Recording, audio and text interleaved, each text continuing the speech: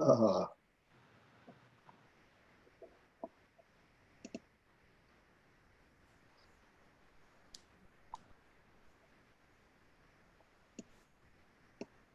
Okay, we should be live streaming now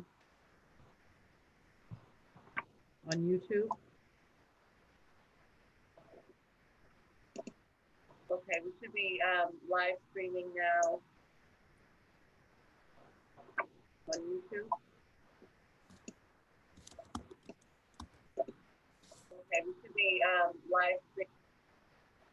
Sorry, I always have to put it up and then close that page to stop the repeat.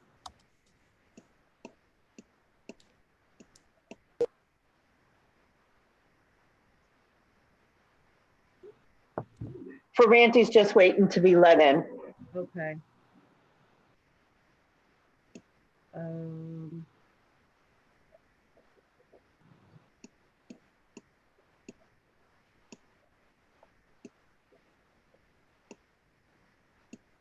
Right there.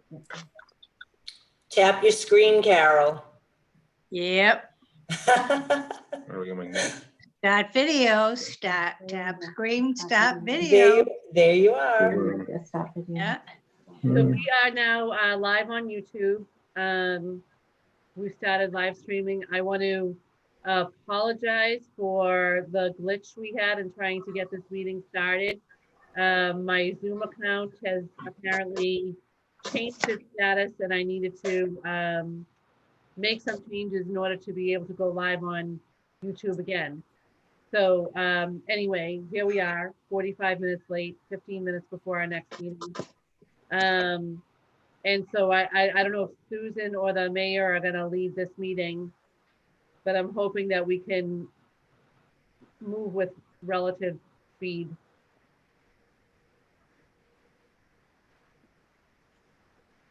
We will do our best. Mayor Arrigo, did you want me to start the meeting? Let Susan take it, it says. You run it, Susan. Okay. Okay, today is Tuesday, June 16, 2020, Committee of the Whole, and it is 5:45. Okay, roll call of the members. I guess I'll do the roll call. I think Lorenzo's gonna do the roll call. Okay. Stacy Bronson Rizzo.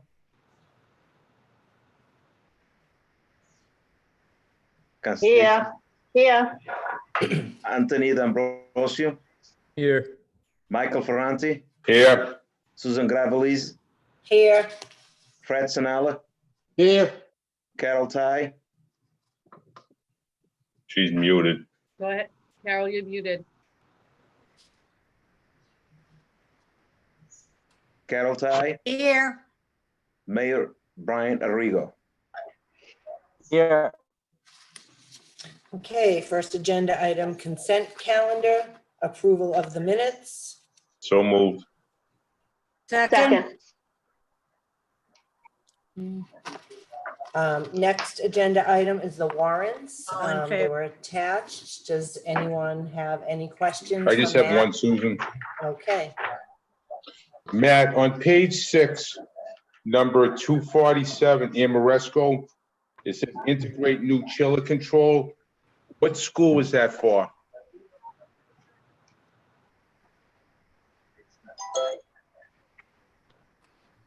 Sorry, I was on mute. could Okay, everybody please mute if you're not speaking? It looks like that's gonna be the Lincoln prepping for air conditioning, but I'll confirm it, 5987. is the air conditioning a golden this year? I don't know that the project has been bonded in order to encumber that largest project. I don't know where that's at. I know they've been doing all the prep work to be able to go ahead with it. Some of it was electric, some of it was these things. Thank you. Does anyone else have any questions on the warrants? Seeing there's no questions, we'll move on to the next item, food service financials. There are none this month. Financial reports are none this month. Nope. Communications, we have none. Enrollment updates, we have none. Personnel items are attached, new hires, retirements, resignations, terminations, and questions about early retirement incentives for 47-year-old employee. Any questions on any of those items? Stacy, did you? I'm not sure what is the question on the 47-year employee. So we had Diane. an employee who has been with us for 47 years and actually has stayed longer than the retirement incentive that is included in the collective bargaining agreement. This is with the AFSCME group. And there's been a request that I put before you, a proposal that he still be able to benefit from that retirement incentive. What incentive is that, Diane? That's the 20% if you retire, if you have more than 30 years, but you're under age 65. When do they have to decide that by? The person would hope to retire by June 30th, Okay. if that was going to happen. And I will just say, I'm not an attorney, but I would think that it could be problematic to have these kinds of clauses in collective bargaining agreements because they can be construed as ageism. So Diane, can you get that information for us? And maybe we could do some kind of Quick meeting. a quick meeting on that? What information? Council, that one way or the other, which way we decide? Is there's any repercussions? Oh, well, there would be certainly no repercussions for granting it, but I can ask what could be the repercussions for not granting it. And is it Yeah. are we setting a precedent?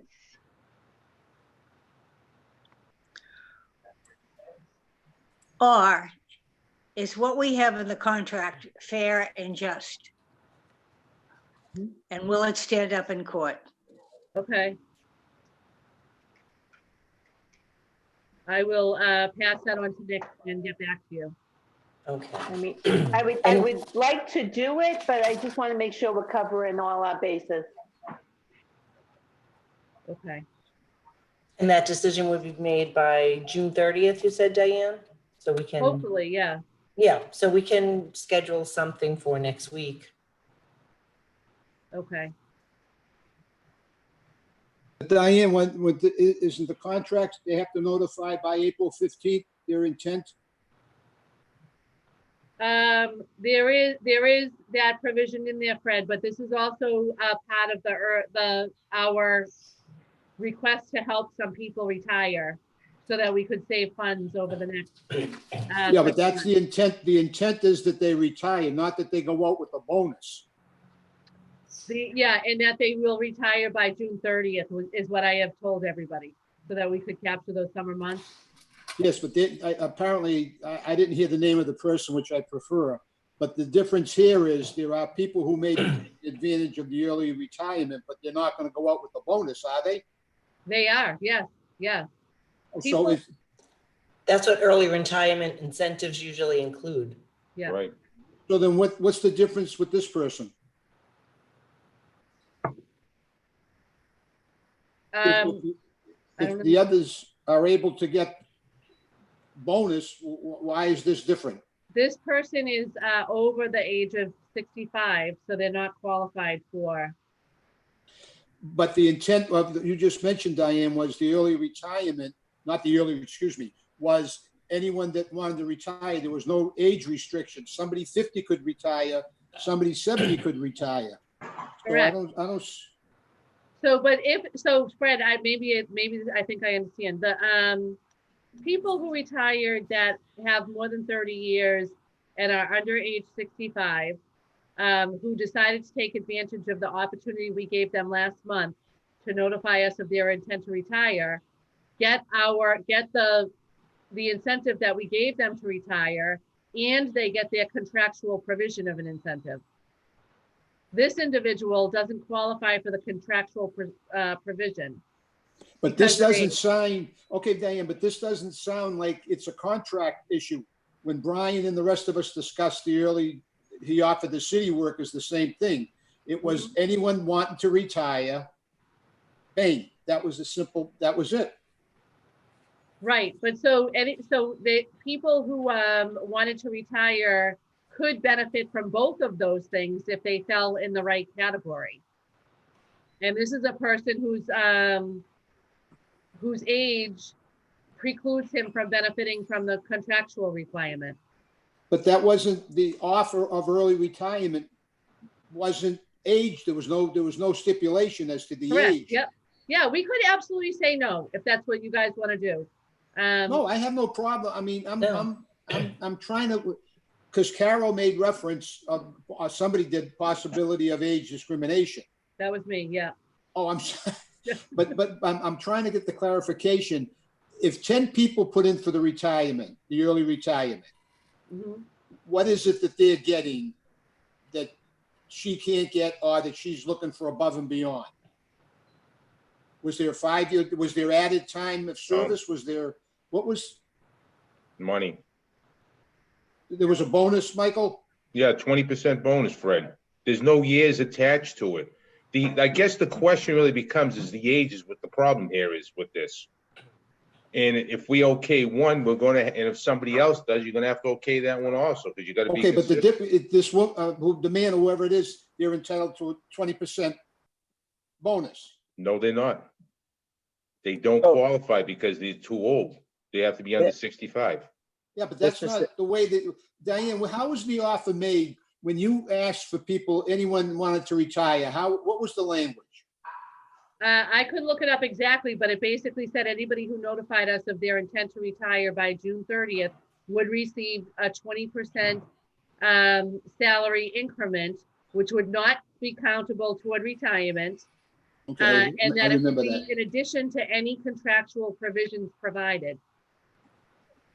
Okay, so it was about okay, all right, okay, thank you. Yeah. Yeah. Thank you. Freddie, just to be clear, we had done this with on the city side, where we had some people that were ready to retire, and in an effort to try to save money with their positions going forward in the next fiscal year, we had said, if we offer you 20% of your pay up front, if you retire, you're fully vested, you can retire. And we offered it to everyone in each union, but only the folks who were already at the retirement age with the amount of time in, would be willing to take it. So all we can offer as a city is the money. We can't offer additional time to their pension. Okay, because in the past, that's what the state did. They offered time and or age or time they offered. Right, and we would have to wait. And one thing that had been talked about with the governor is, providing that flexibility to the state, but we hadn't been given that. So all we could offer was basically money, and we said we'll offer 20% of your pay. Dr. Kelly, in an effort, I think to show some unity with the city, offered the same to the school department employees. But there was no age attached to yours, was it? No age. So Okay. but really, the only people who would take advantage of it would be folks who already had the time in, right? Like there's not a big incentive for folks to take advantage of it if they didn't have that the years in. And Which makes sense. Yeah. Right. Diane, I have one question. If we don't give this person the 20% incentive, will they retire either way? That I don't know. I mean, the question that was posed to me, not by the individual, but by their union steward was, is there a way that we could work out the contractual provision as well, and then they will go? So I don't know, they might still decide to go, even if we say no. You know, so I So their don't know. papers aren't even in to retire then? Pardon me? The papers aren't even in the retirement board or anything then, as far as you know? Correct, yeah. And again, it's an AFSCME employee, so it would be the Revere Retirement Board. that Right. it's going to.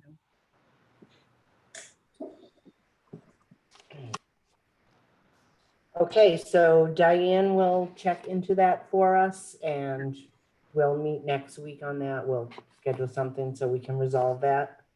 So Any we'll pull more- that from the consent calendar. Thank you, Pull it out. Stacy. Pull it out. Okay. So the question about early retirement incentive for 47-year-old employee will be pulled from the consent calendar when we vote on the floor at the next meeting, at the 6 o'clock meeting. Mhm. Any other questions on any personnel items? No?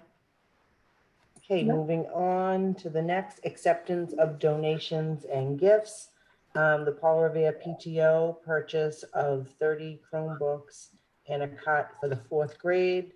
And the Paul Revere PTO purchase of Being a Writer curriculum for $15,000. Awesome job, Paul Revere PTO. Mhm. They are really on it, aren't Mhm. they? They are. And Do they're we- going to be, Ralph DeChico, who's part of the PTO at the Paul Revere and part of the governing board, is going to be on the 6 o'clock meeting with Donna, who's got, the two of them are going to present their suggested changes, the governing board suggested changes for their innovation plan. And so Ralph at that time will be able to, you know, and Donna, talk about how they made the decision on how to spend these funds for the Paul Revere School, if you have any questions on it. Okay. Great. Do we need a roll call vote on this? No, we vote on the floor. All right, consent calendar. Thank you, Stacy. Okay, No problem. moving on. Any questions on those? Any more comments? No. Okay, Should technically pull those off this consent calendar too, talk about them on the and floor. talk about them on the floor. Mhm. That's fine. That's fine. Yep. Okay, very good. Okay, school field trips, there are none. Meeting schedule for the remainder of the year. Are we gonna, Seeing that we took a little break, I did the third Tuesday of each month, and it was July 21st, August 18th, September 15th, August 20th, November 17th, and December 15th. Can So you I go a can little bit forward. slower? Go through them again a little slower. I know. I just want to move along. July 21st, So the third Tuesday? yes. Yes, it works out to. Mhm. August 18th, Yep. September 15th, October 20th, November 17th, and December 15th. Perfect. Right. Everybody is good with that schedule? I am. That's what I had thought it would be. So, I'm fine with that. Michael? That's fine. We're not going anywhere anyways. Very true. Anthony? Excuse me, Aruba, Fred? September 1st. Yeah, I'm good with that. Thank you, guys. Okay. And Mayor Arrigo? That's all good with you? He's muted. Okay. Fred, did you say Yes, that oh was yeah, good? okay. All right. Perfect. That's good for me, Susan. Sorry. Thank you, Mayor Arrigo. Okay, next on the agenda is the NMTE School Committee resolution from the RTA that they had sent over. They had sent it last month, but it happened to be the day of last month's meeting, so we really didn't have time for anyone to review it. So they asked if we would add it to this meeting. Did everybody get a chance to look that over? Is that coming from us, or they just want it posted from them? Or they want, You know, their original, they said, you know, it was coming from them. But if they I did, remember, there were no signatures or something. correct. That was what we had asked last time in our communications. And again, it says, you know, at the end, therefore be it resolved, the Revere School Committee supports the following. But I had asked Gina if she would send the one that was signed from them that we would sign onto, but I did not receive it. I move place on file. Second, Okay, we'll place that on file. We'll have more communications with them and ask them to send the signed version. Okay. Okay, regular meeting agenda items and miscellaneous items. Anyone have questions on the regular meeting no, agenda? just checking on the agenda with Michael. Michael, Yes, Carol. you're the one who's going to read all of the series, each series, and go through and make the motions? Yes, I will. Okay, I and will. it's, this is the one that we have had for before because we didn't get any changes, so Correct. just Yes, want to be Carol. sure that I'm looking at the right one when I'm looking at it. Yeah, it should be the one for 1,000, 2,000, Yep. 3,000 and all the series. Yep. that's Diane, what if you want to make any comments after I read it, then you're more than welcome to. Oh, thanks, but yeah, no, I just want to be sure that when we get out there, that we have the, you know, that we have it, the order in which it goes, and everyone knows who can vote for what. Yeah, I'll just make a little explanation that the people that can't vote, you know, why Okay, they can't vote. Diane, Okay. if you want to say anything after each series, you're more than welcome to, if you want to add anything to it. If you want to. Okay, I don't know that I need to. I have the statement that I put on the front of the budget.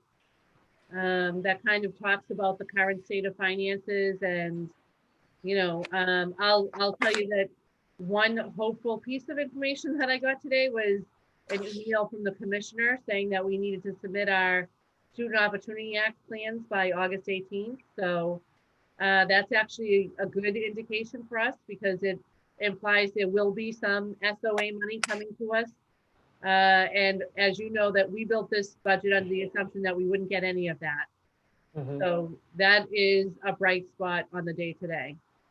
great. Great. How about the chapter 70 money? Any idea? No new Matt, Diane? information. Nothing? No. Mr. Mayor, do you hear anything? Yeah, I will say, and I don't know if, Brian, I think you're out of range. for the feds. Sounds like, Brian, There's no reception in the mountains. yeah.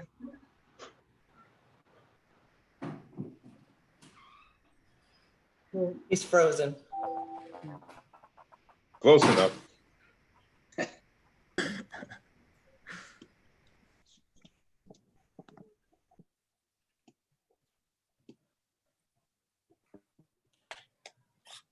Does he know he's So frozen?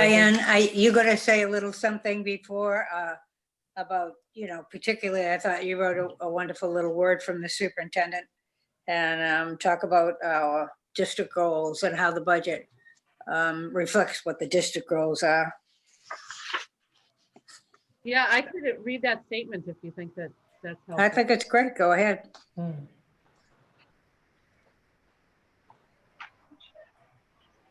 Any more questions on the regular meeting agenda?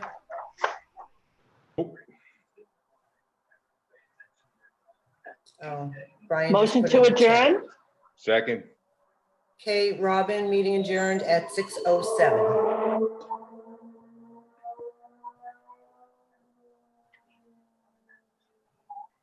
Diane, are we staying on this one or in continuing or going to the next Zoom? I feel like we could just stay on this one and continue if you all feel like that's okay. That's fine. That's As fine. long as everyone's appropriate. Just a little reminder that when we make a motion and second it, we also have to vote on it.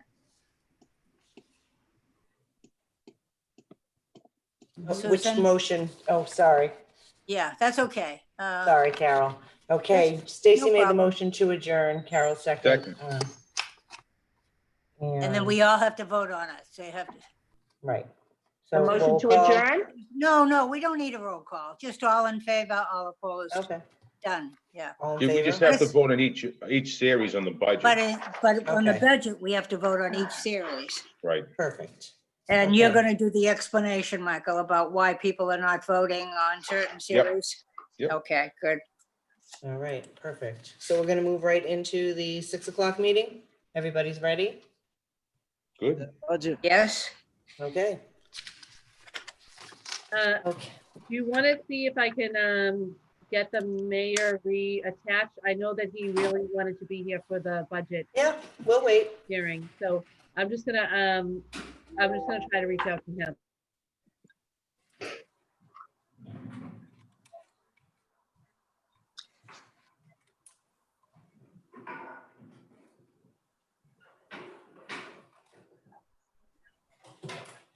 The mayor got.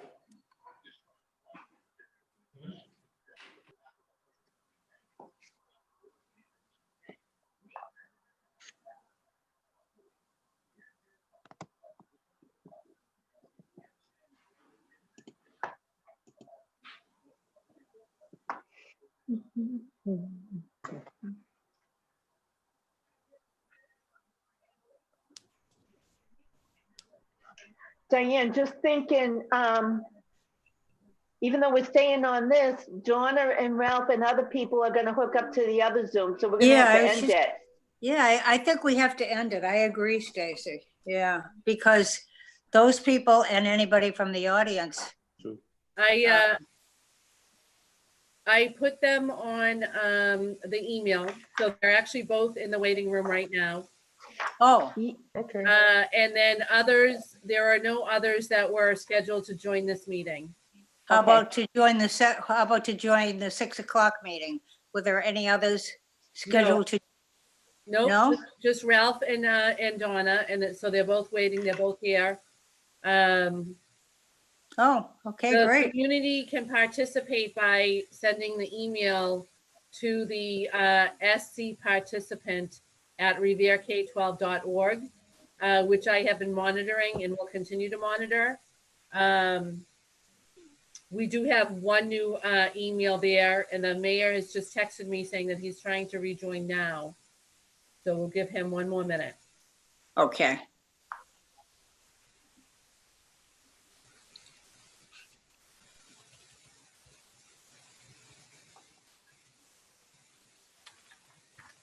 Stacy, will you be reading the school committee participant questions as the secretary? I I believe would you did the love last to. meeting. Okay, I believe you did the last meeting, so.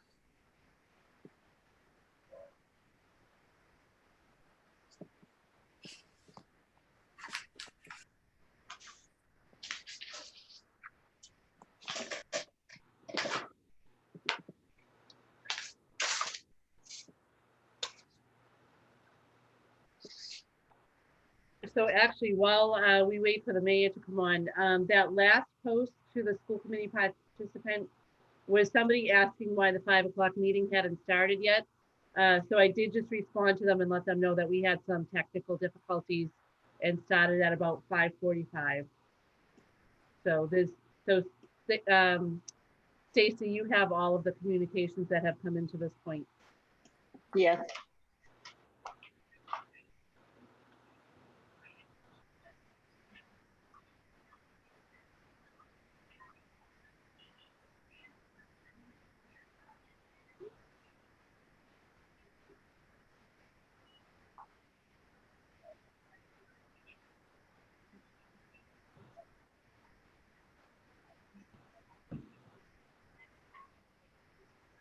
And so I guess maybe we should just go ahead and start, and I'll keep trying to help the mayor get in.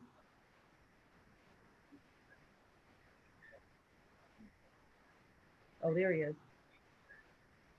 He might be joining us right now.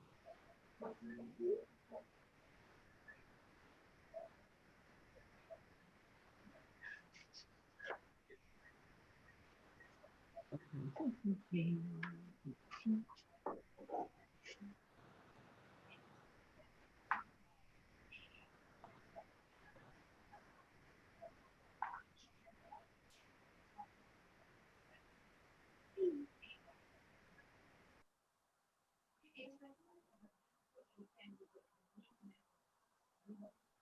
I think that we are ready to start.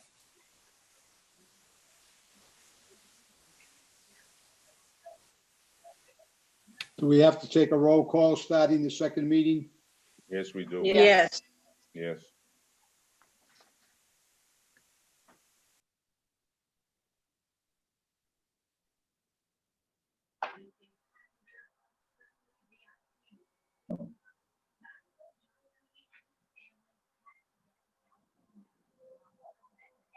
So do we want to do the Pledge of Allegiance as we? Yes.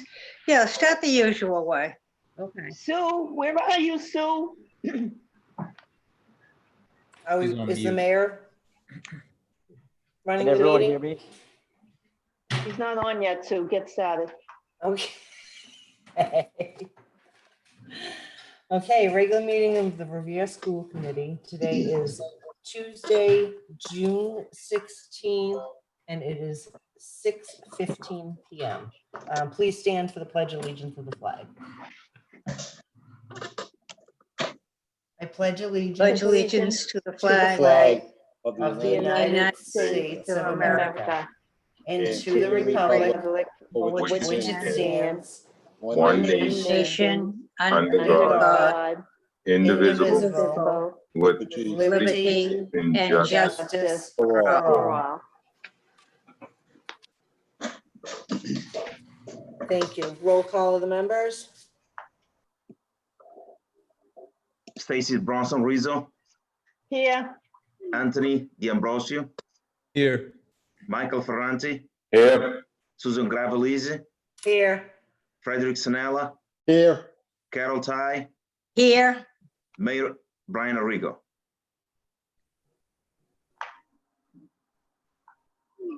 He's muted, or he's here. He's here somewhere. He's just having a hard time connecting, but he is here. Okay, recognition, seeing none. Superintendent's report, Dr. Kelly. Thank you, Ms. Gravellisi. I'm going to admit Donna Bonarigo and Ralph DeChico, both from the Paul Revere School, into the meeting. And they are going to share with us some details on actually two items. The first is the Paul Revere Innovation Plan renewal.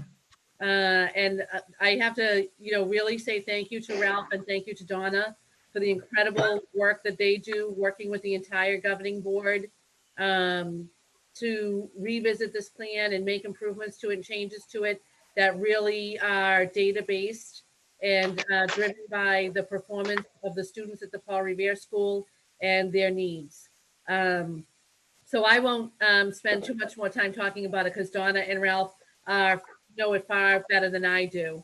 And I know that tonight their plan is going to be to share the highlights of the changes that they've made to the plan from its existing form to what they hope it will be going forward. And then after that, I know that they also want to talk a little bit about the gifts that the Paul Revere PTO is providing to the school for next year, very generously, tens of thousands of dollars that they're giving to our students, and they'll talk a little bit more about that too. So I will pass it over to Principal Bonarigo and Mr. DeChico. Thank you. Good evening, everyone. hi, Donna. hello, hello, Hi. Doc. Hello, Ralph. How you doing, guys? Hello, How you guys. doing? Good evening, Ralph. Hi, Donna. So I can just sort of talk about the highlights of the plan, unless you'd like me to run through the document and share it on the screen. It's up to you. I can tell you that the plan was something that we started talking about even last year at the governing board, knowing that the renewal period was expiring this year. So this would be actually the third innovation plan for Paul Revere School. The first one was the initial one in 2010 when it was created, Innovation School, renewed in 2015. And now in 2020, we are up for our third renewal. In the past renewals have focused a lot on sort of structural changes to the school, especially around scheduling, and providing services, scheduling in order to provide services most efficiently to students and effectively.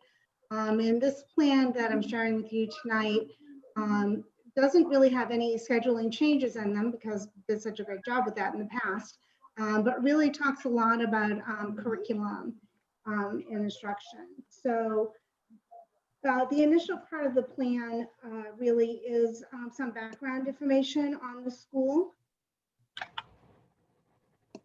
Oh, okay, great. The first pages talk about the folks who were part of the innovation plan. So we have obviously played a major role in devising the plan.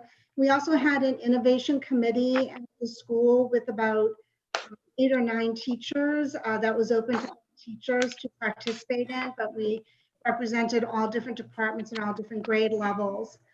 So this page that we're seeing right here shows the different members, parents and teachers who were part of the process of coming up with this plan. And then if we go to section 1, which is the executive summary, this really gives some demographic information about the school, and also some areas that we have looked at as challenges. And some of these are the same from previous plans. So the physical space, we've been full up, I would say, for a few years now. You know, that affects our class sizes, but then there's other particular areas that listed that are going to be addressed in this plan, including the civics education piece, working to narrow the achievement gap, and providing students with authentic curriculum.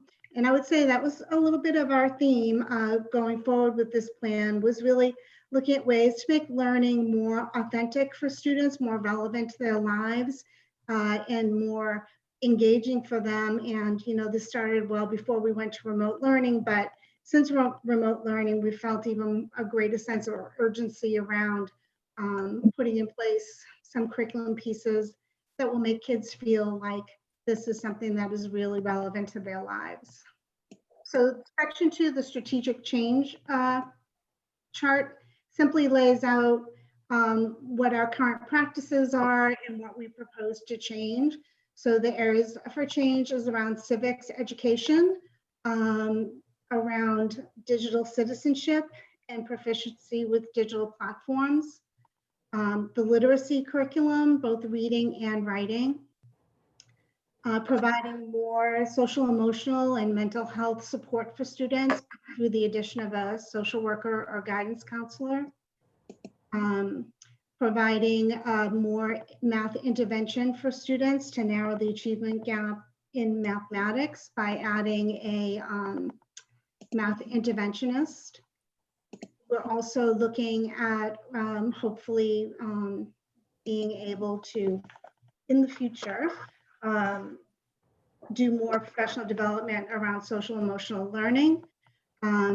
We are adding, or we are not adding a classroom, but we are reconfiguring our classrooms to make a enhanced first grade classroom. We're calling it our first grade boost classroom, which doesn't involve any additions to our faculty, but simply a rearrangement of what we're doing right now in KN1.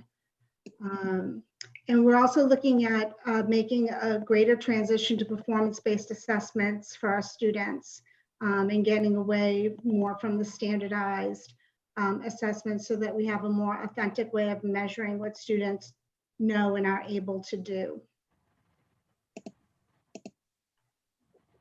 So the next section of this document talks about the mission and vision statement. The mission statement is essentially the same from the previous two documents that have been submitted, renewal plans.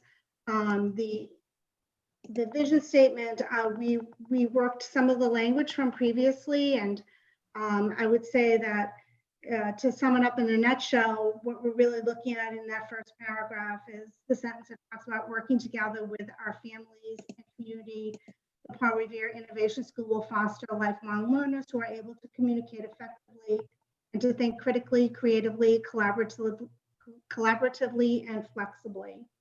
Our students will be prepared to contribute and to lead both locally and globally. So our thinking is, with that statement, we're encompassing really the type of learning that we want to have our students engage in so that they are ready to be leaders going forward and change makers in the 21st century.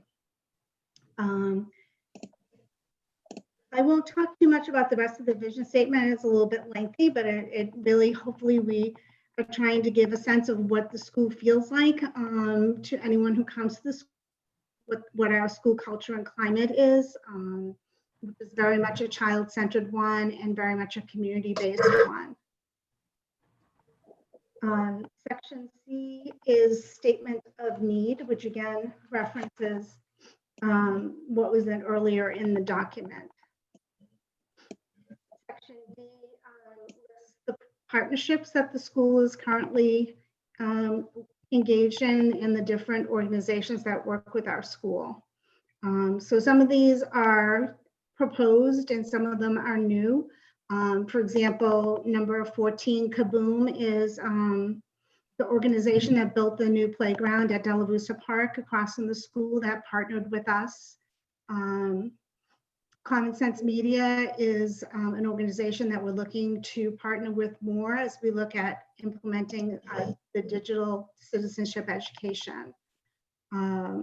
And the Center for the Collaborative Classroom is an organization that we've worked with quite a bit this spring through some trainings that they have done with us already. And that is some curriculum pieces, that's number 8, that we're looking for. And I'll talk a little bit more about that organization later on in this document.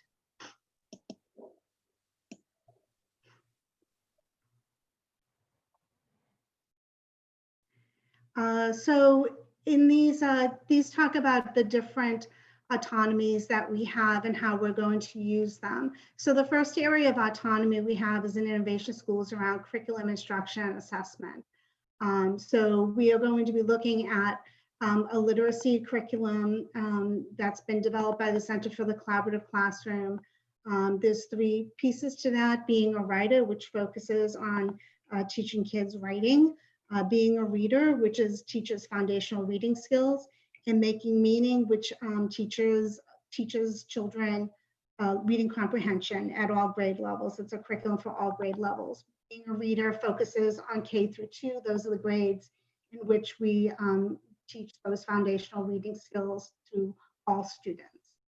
And then if we just scroll down to the new initiatives. So the first one is around civics education. And this is really what we've been thinking of in terms of, even before what has been happening in the news lately, helping kids to think about their role in a civic society and how they can engage in the civic experience. And what we find is that students are not, unless we're really connecting the dots, helping them connect the dots, not doing it for them, but giving them the resources to see the connections. They don't always see the connections between historical and current events. So we hope to do that by implementing a few resources like Time for Kids, for example, which does a great job of covering current events in ways that kids can understand, and also implementing a couple of structures at our school. First of all, a school student council that will be for grades 2 through 5, where students can have an opportunity to have a say in the running of the school. And the other piece is having a 5th grade leadership team that would be open to all 5th graders who are willing to commit to be leaders. And again, that's kind of harnessing the natural interests of 5th graders to be leaders in the school and sending them in the right direction on that. So that the purpose of that team would be to meet and to look at any problems at the school and to get their input on helping to solve those problems. The second area that we talked about quite a lot in the governing board, because I think it's a really big issue for parents, is this idea of digital citizenship. Parents are definitely thinking a lot about and sometimes really struggling with how their kids negotiate, especially social media platforms. And they're really hoping that the school can help educate kids on how they can negotiate those platforms and use them appropriately. They're very powerful tools, but sometimes kids sort of go down the wrong path on some of those platforms. So Common Sense Media is all free curriculum. It's a very well-regarded organization, very well-known organization. They have a new digital citizenship curriculum for K through 12. That focuses on these different areas of competency in the digital world. So we are looking to implement those lessons at all grades K through 5. For literacy education, again, CCC is an organization that actually started focusing on social emotional learning about 20 odd years ago, and found through their research on social emotional learning that actually you can't really separate out social emotional learning from the curriculum, that social emotional learning needs to be embedded in everything that we do with kids educationally. So they have designed their literacy curriculum so that the instructional practices embedded in those in that program reflects the social emotional practices that we want our students to practice in order to develop those skills. So they have a very carefully curated set of books and articles that they use as mentor texts for both reading and writing that reflect the diversity of our society and are very, is very culturally competent, which will certainly be very helpful to us that we don't have to do that work, but they've done it for us. And another aspect of this program, which will help with our achievement gap, is the SIPS program, which is a well-regarded intervention program for kids who have fallen behind in decoding. So students who in the early grades, data shows that they are not making the progress that they need in their decoding or foundational reader skills can participate in the SIPS program that would be taught by our Title I teachers. And what's really nice about all of these programs, the reading programs and the writing programs, they all integrate very well together. They're designed to work in concert with each other. And that's another thing that we really liked about it. So as you know, all of Revere has been working with MCIA over the past few years. And we would really like to expand as much as possible performance-based assessments for our students and make that transition, as fully as we possibly can, because we find that this really gives us a more accurate sense of what kids can do and what they can't do so that we can intervene appropriately with them.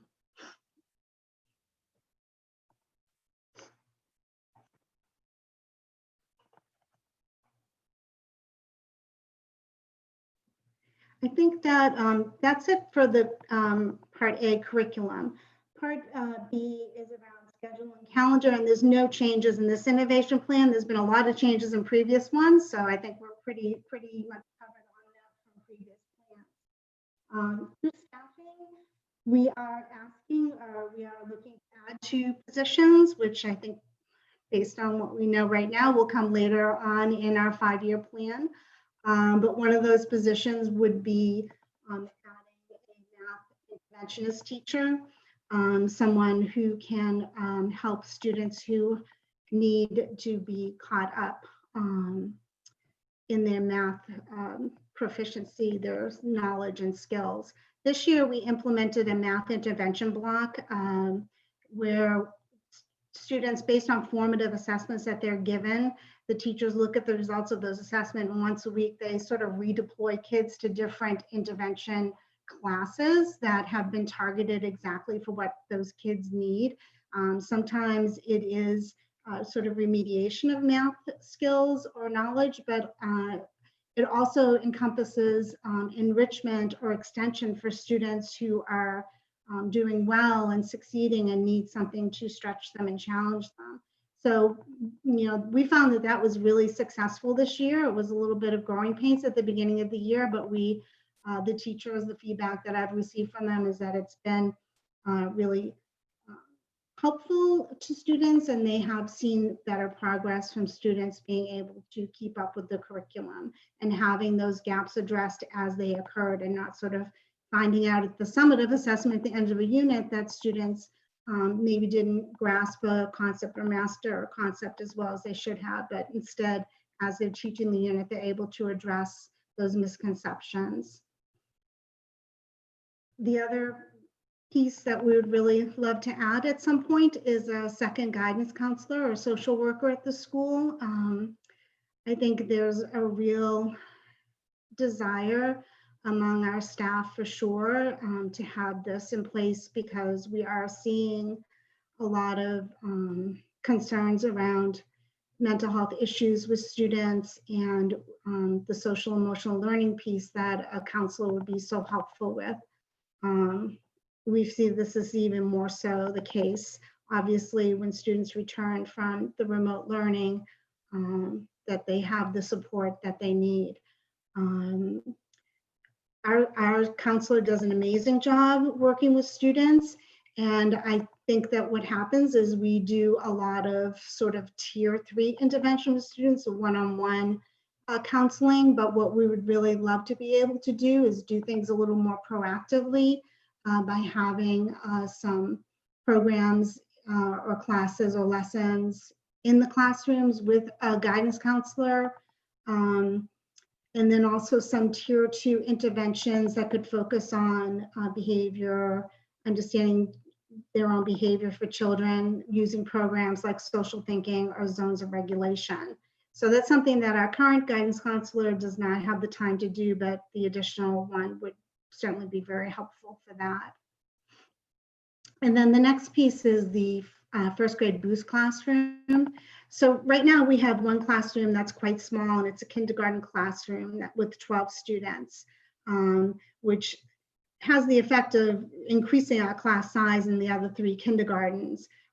So the teachers on the innovation committee came up with this idea of switching it around and having that small room be for first grade instead. So we would have 4 full-size kindergartens, which is really important. Kindergarten, it's their first experience in school, and we're just getting to know them. And having large class sizes is very difficult. But we do get to know them in kindergarten, and we do get to know those students who are at risk going into first grade of falling behind. And it seems to us that this space is better used as what we're calling the boost classroom for first grade. It would be first grade students who would possibly be at risk for retention at the end of first grade, but because they can get a highly differentiated experience in a small classroom with their teacher, hopefully those gaps can be addressed and they can be brought along so that they will be ready for second grade by the end. And then Part D addresses professional development.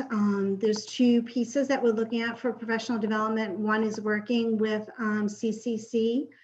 We've already actually, as I mentioned, done a bit of work with them so far this spring. They have trained us on using their Being a Reader and Being a Writer program. This was free training that they offered, and I have to say they're an amazing organization to work with. They're very, very supportive, and they are very knowledgeable about about helping children learn how to read. It's highly research based, and everything that they do is really, really high quality. So we would continue to work with them. They have a lot of embedded professional development in their programs, where, for example, a teacher can scan with their phone a QR code in their teacher manuals and immediately be brought to a demonstration lesson for that particular skill. But then they also have consultants that will work with schools and sort of customize the professional development for what the schools need. And the other piece of professional development that we hope to work on is around social emotional learning. We have been working with Open Circle for a number of years, and we are looking at ways to bring them in again to do some trainings with the staff and sort of give more updated information on using that program. So that is really the bulk of the plan for the school. The next section of this document talks about the governing board bylaws. There really aren't any changes to this. We made amendments last year that we brought to the school committee, and there's nothing, and Ralph, you can jump in and if I'm misspeaking here, but I'm pretty sure that this is pretty much the same as what we had presented last year. Yeah, everything is the same.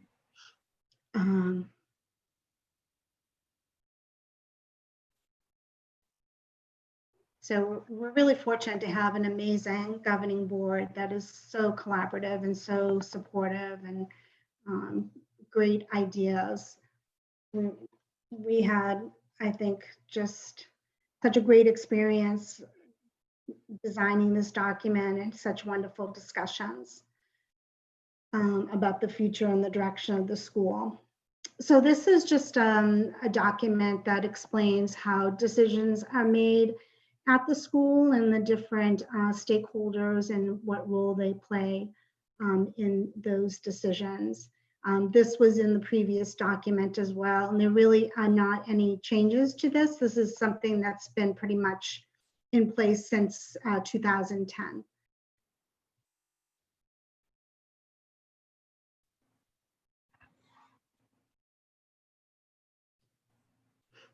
This section talks about just our current staffing at the school. One area of autonomy, possible autonomy for the school is around budget, but Paul Revere School does not exercise that autonomy, and we work within the budget allocated to us by the school district. So again, this is just sort of some pro forma information that will go to the state. This is our current calendar for next year. This was attached to the previous plan, so I attached it again. This document is a draft document. Every year the teachers sign an election to work agreement that states all of the sort of specific working conditions that are unique to Paul Revere School based on the previous innovation plans that we have put in place, and really talks about the role of, say, the enrichment clubs, for example. We offer enrichment clubs most mornings and most afternoons for an hour. So it talks about the teachers' obligations for that. Talks about our Wednesday early releases, et cetera. So this is not anything that, anything new on this. I put draft only because I know the uncertainty right now that we have around September, and we may need to revise this document based on the guidance that we get from the Department of Elementary and Secondary Education for the fall. And I won't keep saying, Donna, if it's all redundant information. I'll just, is that good? Yep. So that is the quick version of our innovation plan. I'm happy to answer any questions that you have. Thank you for that, Donna. Do any members have any questions? Ms. Rizzo? Oh, I thought you had your hand up. Sorry. You're on mute. Stacy? Stacy, you're on mute. You're on mute. You're on mute. We finally had her, stop talking.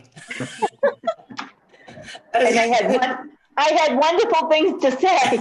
No, Donna and Ralph and the whole team, we're always proud of the work that you do over there. And we don't expect anything less when it comes from the Paul Revere School.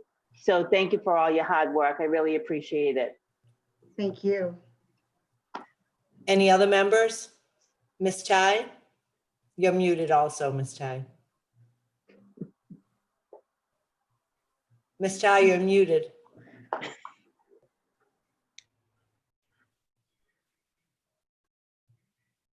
Okay, am I set now? There you go, Yep. yes. Thank you. I noticed that one of the goals that you have is to help the children connect historical occurrences with current events. And I think that is such a difficult thing to do because kids simply live in the present, the enormous and eternal present. And that would be something that will not only enhance their own lives, but enhance the community in which they live. And it will help them serve so well on a student council. I thought it was also good that you had the student council from grades 2 to 5. And it must be wonderful to sit in and watch them do the work that they do. So it's a great plan. Thank you so much for sharing it with us. Thank you, Ms. Ty. I hope you'll come someday to our student council and listen in. I'd love to. I'm sure we all would. Thank you for the invitation. Absolutely. And so Any Donna, other members? sorry, go ahead. No, sorry, go ahead, Diane. No, I might have been jumping ahead too quickly. I was going to ask Oh. if, I believe that you all need to vote to approve. the A roll innovation call. grant. Yes, we Yeah. do, but do any other members have any questions or comments for Ms. Bonarigo? I did want to mention as well that Diane, Dr. Kelly mentioned at the start about our wonderful PTO and, Ralph wears two hats. He is co-chair of the governing board. He is also president of our PTO and the parents at our school. It's just an amazing community. Knowing that we're in a tight spot with our budget, but wanting to get started on the CCC curriculum, the PTO has graciously offered to pay for that curriculum, which is about $15,000 for K through 5. Well, So, yeah, we're like enormously grateful for that. Because the teachers are very excited to get started on that part, especially the writing program is something that they are very excited to do. And writing is, some of you will agree, probably Ms. Ty, I'm sure, is a difficult thing to teach. And having a high quality curriculum that really teaches kids to write as an authentic experience and not just in response to a prompt is really important. So we're really grateful to the PTO for that. And the other generous piece from the PTO is that they have offered to purchase for the school a cart of Chromebooks, of 30 Chromebooks that we will be able to use, and that will go to 4th grade. So that will, we'll get that information to you for your approval. But That will, Donna, that will also bring a whole set of all the way down to 1st grade now. Yes, it will. The set that it replaces will be able to go to our 1st grade classrooms to be available for them to use.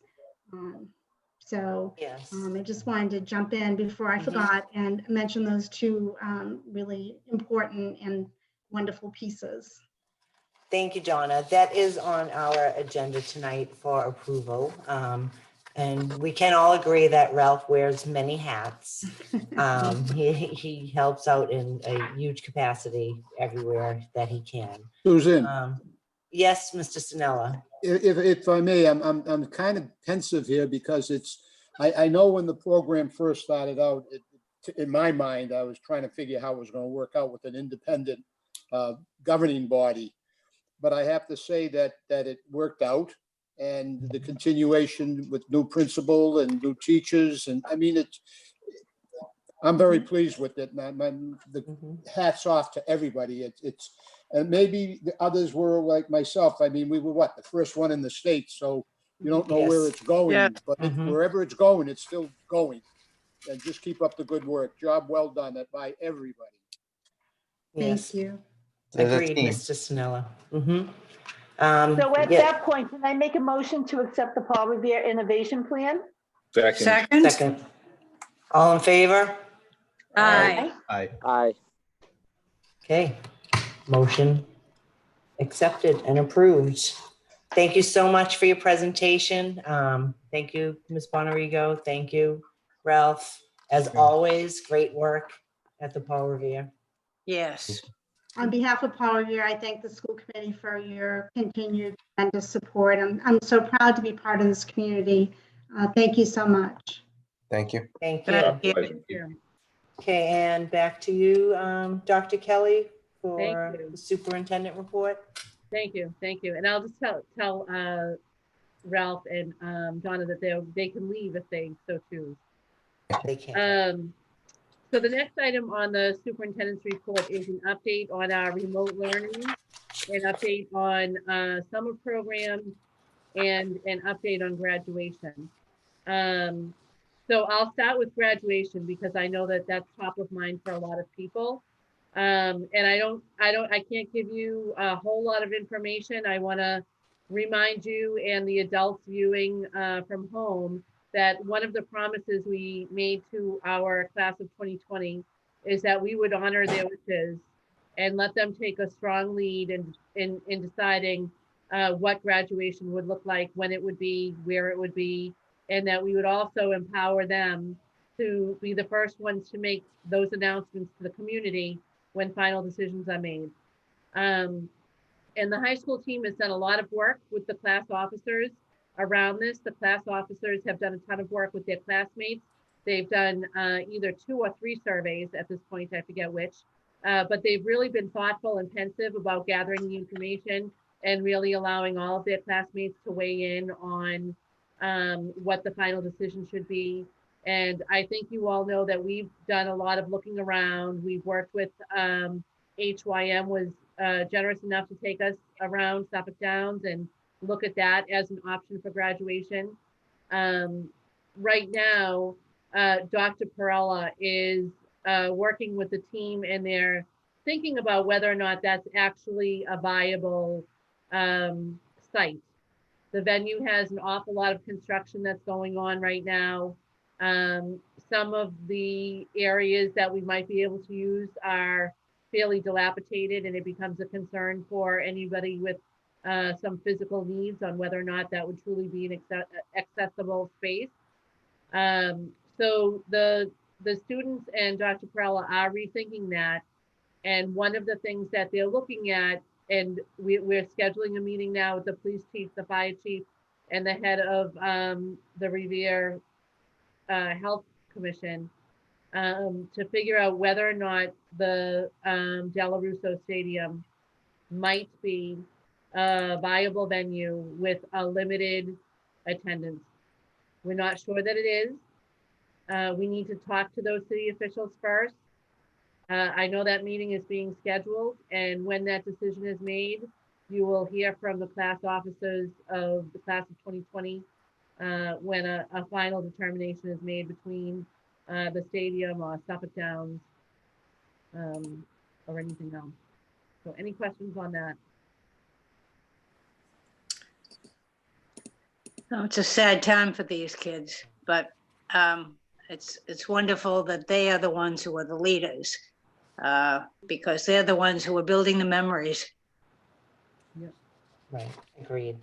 And you know, one thing that I will add about the city of Revere is we have had everybody, city councilors, parents, different community groups coming forward, just ask, how can we help? What can we do? How can we support them? How can we honor them? And that's been really amazing. So I just want to put that out there as well. Dr. Kelly, do you have any idea on timing and whether or not a change from Suffolk Downs to the stadium would impact any timing? I think the team is still looking at early to mid-August as a time frame. And I think that's because, the end of June is upon us. And just in terms of planning and getting everything in place, we're gonna need to do some ordering of some PPE and make sure that we have all of that stuff ready to go. I think they're still looking at the same time frame, but I can certainly ask that question. Initially, Dr. Kelly, they had said August 11th with a rain date of the 13th. So if you can. I know, and again, we're trying to leave some information for the class officers to reveal, but that's kind of, yes, that's not inaccurate information. That's exactly what they. Any other questions? Okay. Okay. Remote learning. The remote learning plan, I'm gonna share my screen again, hopefully, and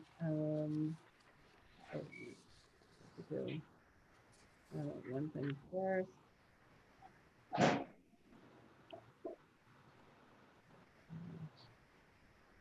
Okay. All right. Hopefully you can all see a document that says at the top, elementary schools, fully engaged, completed more than 60%. Do you see that? Yes. Okay.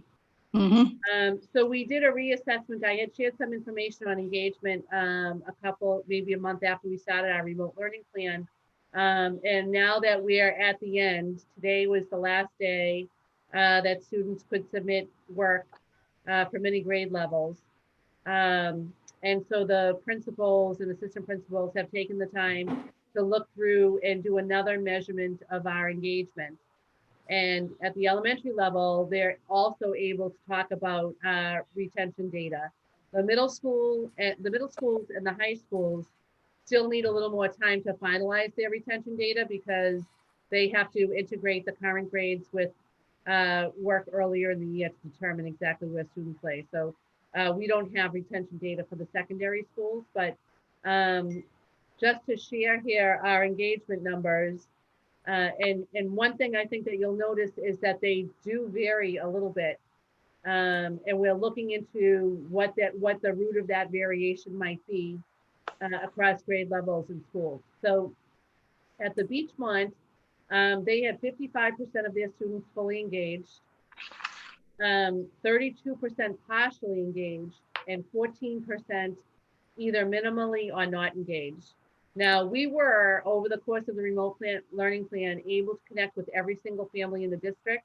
And when we did connect with the ones that hadn't been connecting with us, we saw a little bit of an uptick, but a lot of those kids then fell off the engagement again. So we categorize those together with minimally or not engaged. And again, you can see the definitions here. Fully engaged means that these kids completed more than 60% of the remote learning assignments that were assigned to them, and that's over all subject areas. The partially engaged kids did not hit the 60% mark, but did continuously log into their classes or connect with their teachers or submit work throughout the learning period. So they never really disappeared from us. They just didn't get as much work done as we would have liked.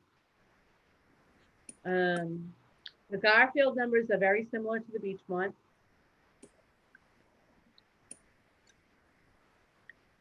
The Hill School had slightly fewer kids fully engaged and slightly more kids minimally or not engaged. The Lincoln had some pretty incredible results. 82% of their students completed at least 60% of their work, which is amazing. And only 3.6% were minimally or not engaged.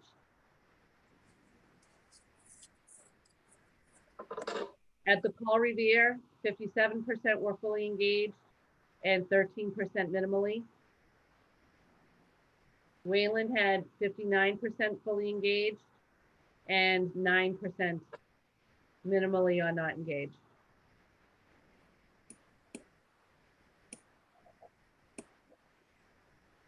One of the things that we're looking into is how the Lincoln had such higher engagement numbers and what they did to really keep those families connected. For the middle schools, or for the secondary schools, and Seacoast is a little bit different, but for the middle schools and the high school, fully engaged meant they met competency in all 4 subject areas of their core subject areas. Moderately meant they met competency in 2 or 3 of their subject areas, and little or no engagement means that they met competency either for none of them or only 1 subject area. And so overall at the Garfield, 54% were fully engaged, 10% had little or no engagement. That comes out to 60 students. And these are the students that we're going to be targeting for some deeper interventions next year.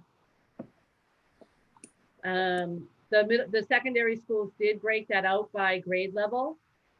And one thing that you'll see particularly at the Garfield, but this is a trend across middle schools as well, is that the 8th grade had significantly lower participation than the 6th grade or the 7th grade.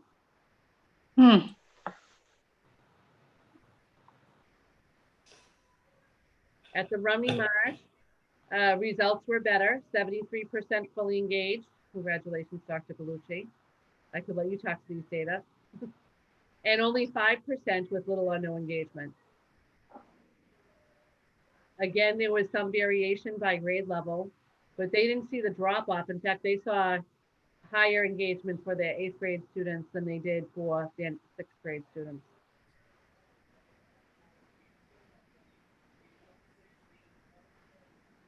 At the Susan B. Anthony, again, there was some higher engagement, 68% fully engaged and 18% with little or no engagement.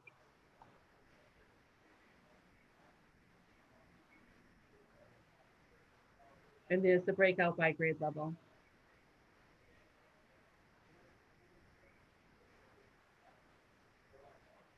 At the high school,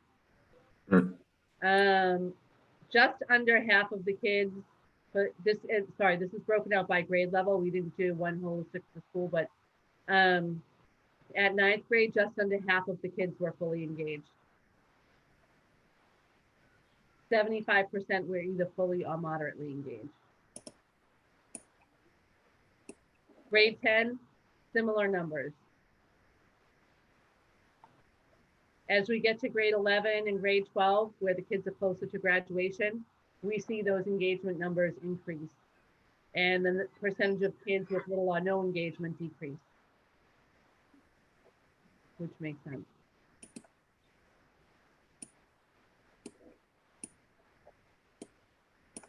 The Seacoast data is a little bit different because their school is structured differently. So they called fully engaged meant that they met competency for 5 or 6 of their classes. Moderately engaged means they met competency for 3 or 4 classes.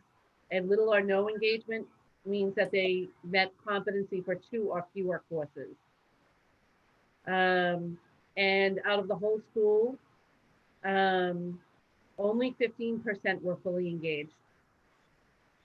24% were moderately engaged, and 61%, which translates into 58 students, had little or no engagement. And just a couple of other pieces of data that Mr. Magno wanted to point out is that there were 2 students who completed their requirements for graduation prior to the shutdown. So they wouldn't be reflected in this data.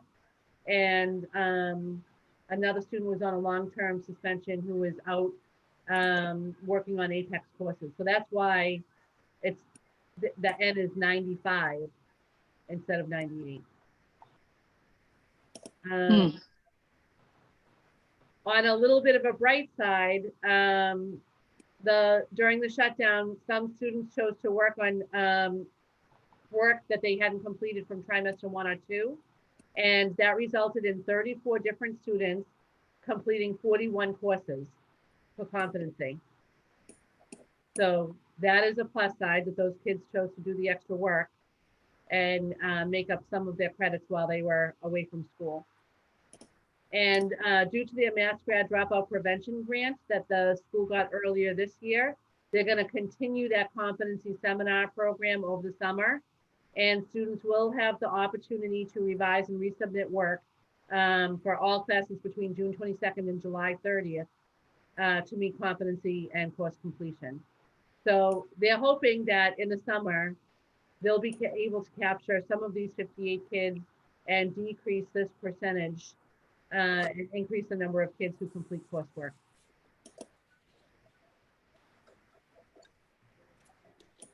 So any questions or comments on that?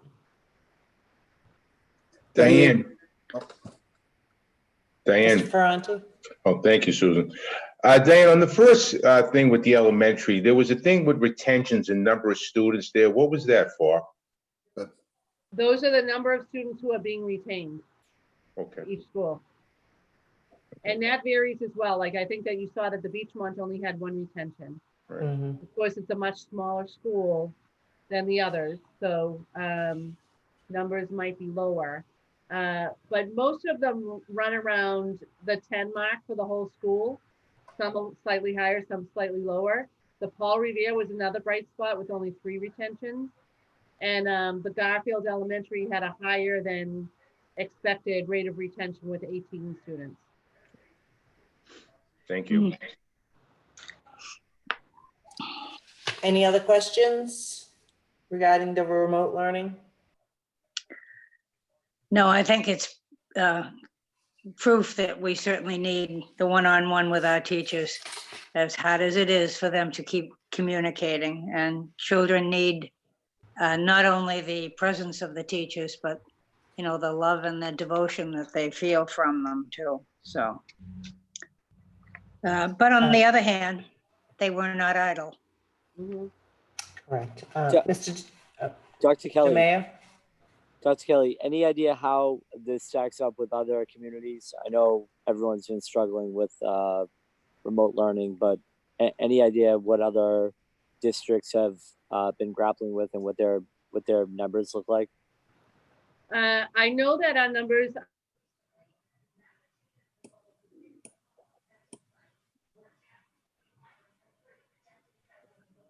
rates than we do, kind of to be expected. But our numbers are our participation rates, and all our participation rates in general are higher, and our little to no engagement rates are much lower than other districts. The teachers put a lot, with the guidance from their administrators and from central office, put a lot of stake into making the connections, making the social connections. Richie, I don't know if you want to speak a little bit to that, but our emphasis was keeping connected in the beginning, and that served us well when it came time to really try to get some work done, because we weren't looking for lost students at that point, which a lot of other districts were doing. Sure, and I'll just add that kind of a game changer for us. What we quickly realized, we gave our teachers all of the students' email addresses, and they were at first corresponding in that manner. And we quickly found that that's not an effective mode of communication. And we had this kind of surge of phone calls to the home using an application called Google Voice. It gives you kind of an alternate number and an alternate firm to be able to call families and still protect your private number. And when we were calling families, we found a lot of times the message was getting lost between the middle person and the parent or guardian or caretaker. And kind of a game changer for us at the middle school level was we found that a lot of the kids had their own direct cell phone number. And so what we did is we asked the parent permission to share that with the teaching staff. And then via that application, they were able to text directly back and forth with the student, as opposed to the parent who might be at work and then has to follow up hours later with the student. And it established some aspect, obviously not when we're in person one-on-one, of what Ms. Ty was talking about, of a student would get a text from their teacher. Hey, where's the work? You didn't show up to the Zoom today. What's going on? So it gave us a little aspect of what we see in the in-person education. And that was really kind of a game changer for us. Well, I you also had like- great numbers. Yeah, I also like, I don't have the numbers to compare as to other districts, Mr. Mayor, but I would venture to say that Revere among the 5 districts partnership, I don't want to compare school to schools. We have the same demographics. I would venture to say that our numbers in terms of participation is much higher. And that is due to the fact that right from the beginning, when we roll out the remote planning, the remote learning planning, we sent it to all parents. And that certainly was a wise move in the sense that parents gave us a lot of feedback in terms of who has device, what's working, what's not working. And we truly capitalize on that feedback to really, communicate to the principals what parents, what families are telling us. And the principals on the end reach out to the teachers, and they were able to mobilize everyone in terms of supporting students right from the beginning. So I think that was a wise move, certainly, because when you deal with things like that, the first place you want to go and see whether things are working or not is by surveying parents, by studying their perceptions, their understanding, and I think it was very good for us. And I'll just add that one more kind of game changer moment for us was accessibility. So something as small as having to save a file or take a picture of your work, upload it, email it as an attachment. We found that wasn't getting the same response rate. And our teachers did a really nice job in many cases of shifting to kind of a forum where the student has either an electronic assessment before them, and once they're finished with that, it's as simple as clicking the submit button. But whenever there was like a step 2, step 3, we found that wasn't giving the response rate that we were looking for. So teachers did a great job of continuously reaching out, getting that communication info, sharing it with all the other students' teachers. And then a lot of teachers made some changes along the way in terms of how easily students could submit work. And we felt like those were 2 of the bigger moments through the process and 2 of the bigger items that we learned a lot about.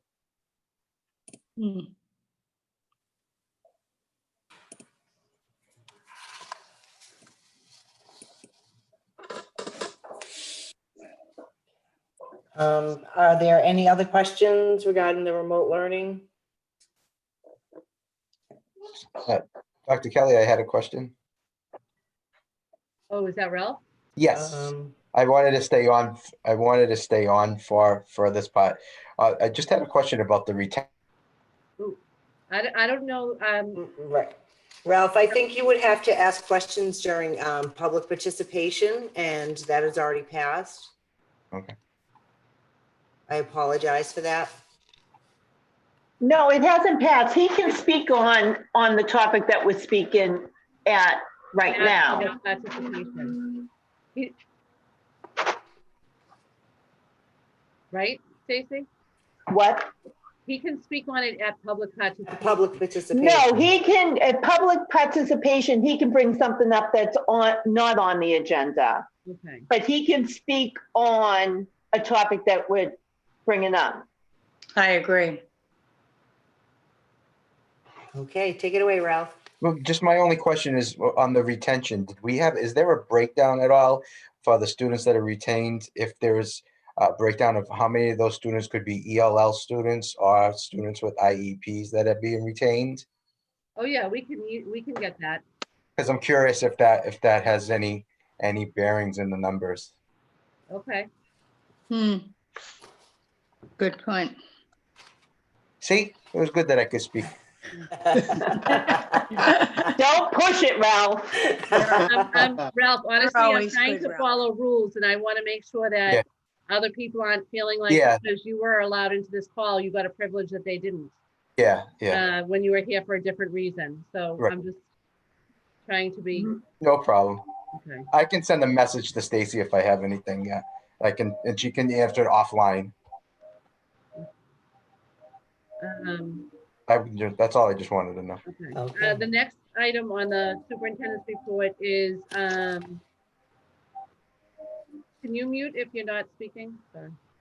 The next item is on the summer learning, and I just had a few things I wanted to share about that. Really 3 programs in particular. We are working with Alphabet, which is our current after-school partner. We're in a little bit of a tricky spot with them right now because we had to go out to bid on that contract. And I understand from the city procurement office that Alphabet was the only bidder. Therefore, I would guess that they're very likely to get that contract. But we have some I's to dot and T's to cross, but we are still working with them in anticipation of that contract being granted to have a summer program Mondays through Fridays. We would do it at one site. Last year we did it at Paul Revere School. I still have to talk to Donna about the feasibility of doing it there, but that's our initial instinct. They have sent a survey to parents of their current participants already, or maybe it's going out this week, I'm not sure which, to see what the interest is, to see if there'll be enough interest to run a program. We've been working with them on making sure that they're going to adhere to the guidelines for summer programming, which they've assured us that they will. One thing they've asked for us to help them find is a nurse who can be on site. So Josh is working with school nurses right now to see if there's somebody who would be interested in doing that. And you know, we should have more information on that. If not at the end of this week, then definitely by next week. A second program that we're working on is actually through partnership with the Parks and Recreation Department, and they are also going to have a smaller modified program. They're hoping to accommodate 60 students. They're also going to be at one location, and one of the things that I'm thinking about is making sure that one of those 2 programs, if Alphabet is on the east side of the city, the Parks and Rec program would be on the west side of the city, or vice versa, just so that families from both sides have a local option if they so choose. The Parks and Recreation program is going to be Mondays to Thursdays, which is one thing that's a little bit different. And then the third program I want to talk about is our own special education and English learner extended year program, which we're working to define now. It's going to run from July 6th through August 4th. It's going to begin remotely, and we're hoping to do at least parts of the last 2 weeks in person. So we'll be finding a school site where we can do some engagement work and socialization work with those kids who need that kind of activity as part of their IEPs.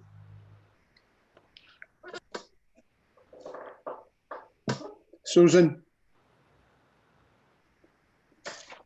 Susan? Yes, Mr. Sinella. Diane, you made reference earlier that there'd only be one bidder, and that their request is that you get a school nurse at their expense or at our expense. Well, we do a profit sharing program with them, Fred. So assuming that they do get the contract, we would be having some intake from that. But that's separate. I just want to mention that as part of the contract. They were the only ones who bid it. So we already know, Matt, maybe you can talk about that process a little bit.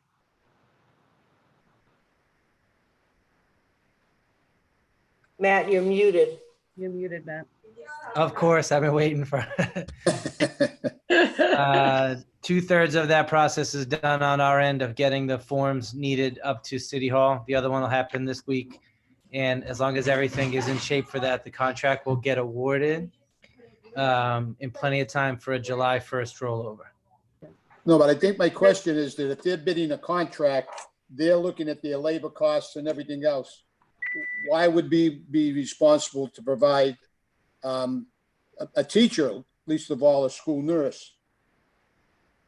Yeah, and I think there's two things at play here. One is we want them to run a program because we want to make that program available to the parents who need it. And, you know, I don't know that the cost of the nurse, it's something that they wouldn't typically have to do. They don't typically have to have a nurse on site, but because of COVID, they're required to. And so one of the things that we're looking at to prevent their increased costs being overlaid on parents is us funding the nurse, which really would come from our profit sharing with them. It wouldn't, I mean, it means that we have less money coming in from our profit piece. I think that that's a good way, a good expenditure. It would be over the course of the summer, only a couple of $1,000s. Right. And that would make sure that they can run their program and our parents have the service that they need. You know, All right, then just make sure when they bid it, they're not bidding, okay, never mind, thank you. okay, Diane, one quick question. sure. So obviously they're gonna get the contract. Do we have any idea what the contract is in how many years? I'll let Matt speak to that. I think he was one of the reviewers. It's it's a maximum annual contract of 3 years. That's what we get to run through the city. And the pricing proposal hasn't been opened yet. It's an RFP. That means that the first thing we're doing is reviewing the merits of the proposal itself. Once that's awardable by the purchasing agent, then he'll open the price proposal. In this odd case, which is them committing a certain dollar threshold to us, we'll review that, but we don't open that packet until the proposals are reviewed on our side and all the forms are filled out. So that'll happen sometime between this Thursday and next Monday or Tuesday. It's under sealed envelope so far, the price proposal. Will the income coming to us, you think, change at all? You know what we make off it? I don't know what we didn't have material changes to the program. So I'm expecting it to be somewhere in line with the last 3 years. Okay. But I won't know until Michael Picardi sends the price proposal down to us. Okay, thank you.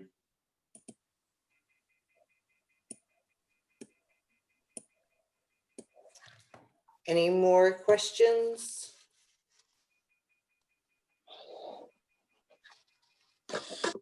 No? Okay, Okay, moving so- on, Diane. Sure. The next item I just wanted to bring up is the virtual community forum that we're gonna have next Tuesday night on June 23rd. That's gonna start at 6 o'clock. 6 o'clock or 5 o'clock, I can't remember now. We'll say 6 o'clock. And what we hope to do in that forum, and there's a link to register for that in the last COVID update that I sent out to all members of the Revere Public Schools community. It went to all parents, it went to all teachers, it went to all administrators, it went to all other staff members, it went to the school committee. And our hope is to get as many people gathered together as we can. One of the things that we're looking at doing on that forum is maybe hosting a couple of different rooms, perhaps, depending on, we have to wait and see who registers for it. But to have a couple of different rooms, maybe one that focuses on elementary and one that focuses on secondary.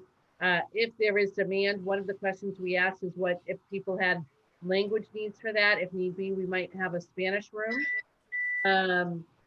So that we can really get a broad sense of what people are thinking in terms of coming back to school next year. So we've naturally been doing a lot of work in district. We've had meetings with the Revere Educators Leadership Board. We've had meetings with the administrative team, with the curriculum directors, with the principals, with assistant principals. We've obviously been talking to the union throughout this about some, different high level, what might this look like? We also anticipate guidance from the commissioner either later this week or next week that's going to talk about the different ways of reopening that the state is going to support. And we just want to get more information, have more voices heard on what people's opinions are for what school could look like next year. So we really hope that as many people as possible can join that virtual meeting. Again, the link is in the COVID-13, the 13th update on COVID-19, which was emailed home to families last week and to staff members last week. If you haven't already registered, I hope that you'll access that registration link. It's also available on our website. You could go there to find the link as well and register for that virtual convening.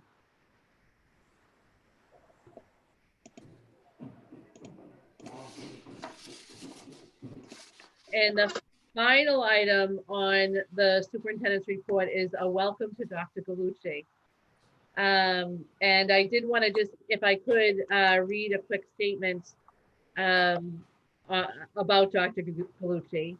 I know that he doesn't need any introductions to any of you, that you all know him. But for the folks at home, I wanted to share a little bit of his history just so that they could understand why we selected him to be the next assistant superintendent for pupil personnel services. And then I would request that the committee take a vote in support of his appointment. Dr. Galucci actually began his career in the Revere Public Schools as a student.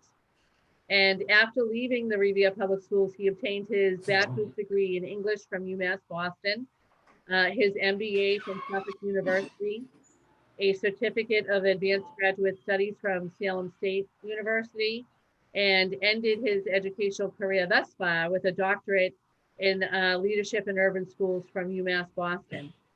And those last two degrees that I mentioned, he actually earned after he had rejoined the Revere Public Schools as a faculty member.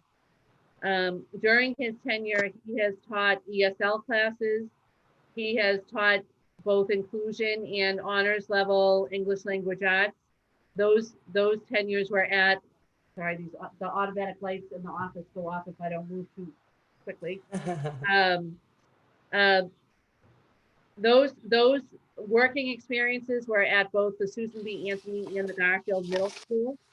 For 2 years after that, he was actually the literacy coach at the Garfield Middle School. In that capacity, you know that he guided all of the English teachers and other teachers in ways to help kids achieve mastery of their literacy skills. And most recently, in the last 6 years, he has been the principal of the Rumney Marsh Academy. And some of the unique things that Richie did as principal there, just to name a few, he, you know, the Rumney Marsh was named a school of the year from Boston versus Bullies because of the work that Richie and his administrative team did around social emotional learning, bullying, and understanding and awareness of those matters so that kids could better prevent bullying, understand how to respond to bullying if they were a victim, and understand why they shouldn't bully other kids. He was also a lead member of the Kaleidoscope Initiative with the Massachusetts Department of Elementary and Secondary Education. Rumney Marsh is one of only 22 schools in the state that were invited into that program. I will say Lincoln Elementary is one of the other 22 schools. But you know, it just shows the initiative to explore deeper learning concepts and really move forward with the curriculum at a pace that is being nationally recognized.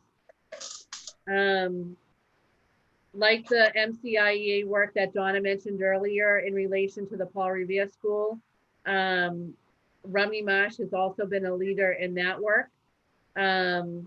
They had a team that presented at an MCI board meeting, and they have presented at school committee meetings. And I know you've all seen their deeper learning performance tasks at our student showcase, which we've had for the last 2 years. We were unable to have one this year for obvious reasons. He revamped his small learning group program to make sure that the students in that sub-separate group were having the same kind of educational experiences as their peers who are in the mainstream of our educational program.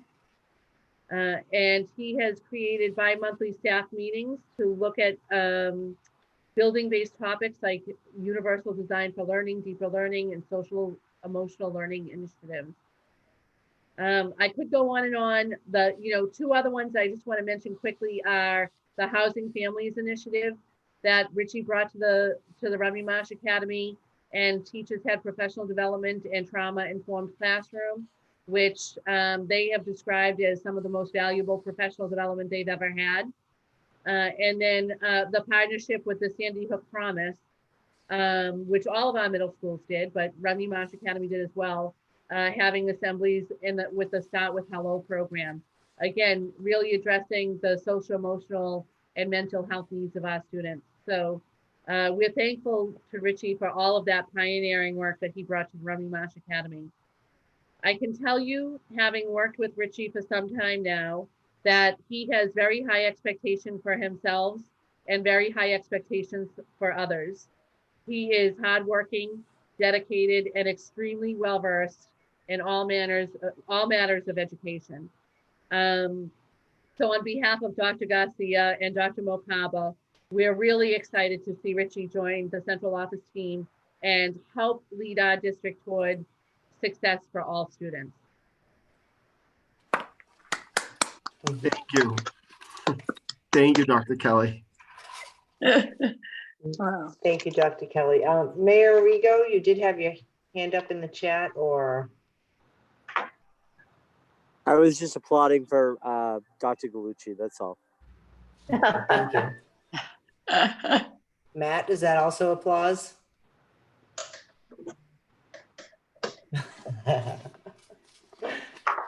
I have my hand up. Any members have anything to say? Yes. You know I do.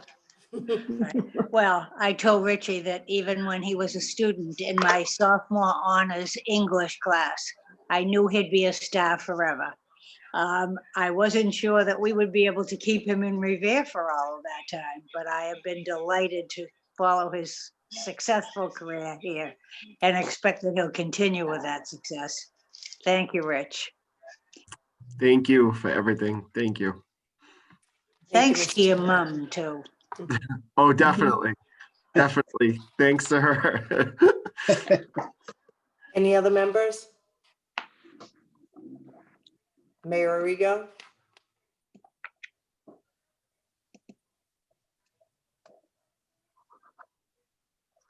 I think he's just clapping, but Okay, got he's her still again. clapping. I thought he was raising his Okay. hand. Ms. Rizzo? I just want to say kudos to Patty. She did a wonderful job bringing up you guys. Great job. So proud to have worked and gotten to know you through the years. And I know you're going to be a great addition. And we do need that smile around central office. So it's definitely a plus. So welcome aboard, Richie, and good luck to you. Thank you so much. And I echo your sentiments about Patty. Thank you. Susan, Mr. Ferrante? Richie, I just want to wish you all the best. Welcome to our tremendous superintendent's office. I'm sure you're going to do a great job, and nothing but the best. And anything we can do to help you, please contact us. Good luck with everything. Thank you, Michael. I really appreciate it. I remember how supportive you were when I was a young teacher at the SBA. Thank Yeah, you. there you go. We're showing our age here. We don't want to do that. I know, really. I know. Any other members? Okay, seeing there are no other comments, we will vote on accepting Assistant Superintendent Dr. Rich Galucci. Roll We're going call. to make a motion first, don't we? Yes, I move that we welcome Dr. Richard Galucci as the Assistant Superintendent of Schools in Revere, the Assistant Superintendent of Pupil Personnel and Services. Second. Roll call. You're on mute, Doc. Stacy Bronson Rizzo, Absolutely. Anthony D'Ambrosio, Yes. Michael Ferranti, Yes. Susan Gravellisi, Yes. Frederick Sanella, Yes. Carol Ty, Yes. Mayor Brian Arrigo. Yes.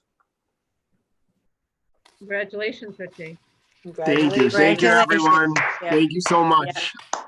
Thank you. Okay, moving on. Next agenda item, student representative report. Seeing we don't have that since she has moved on.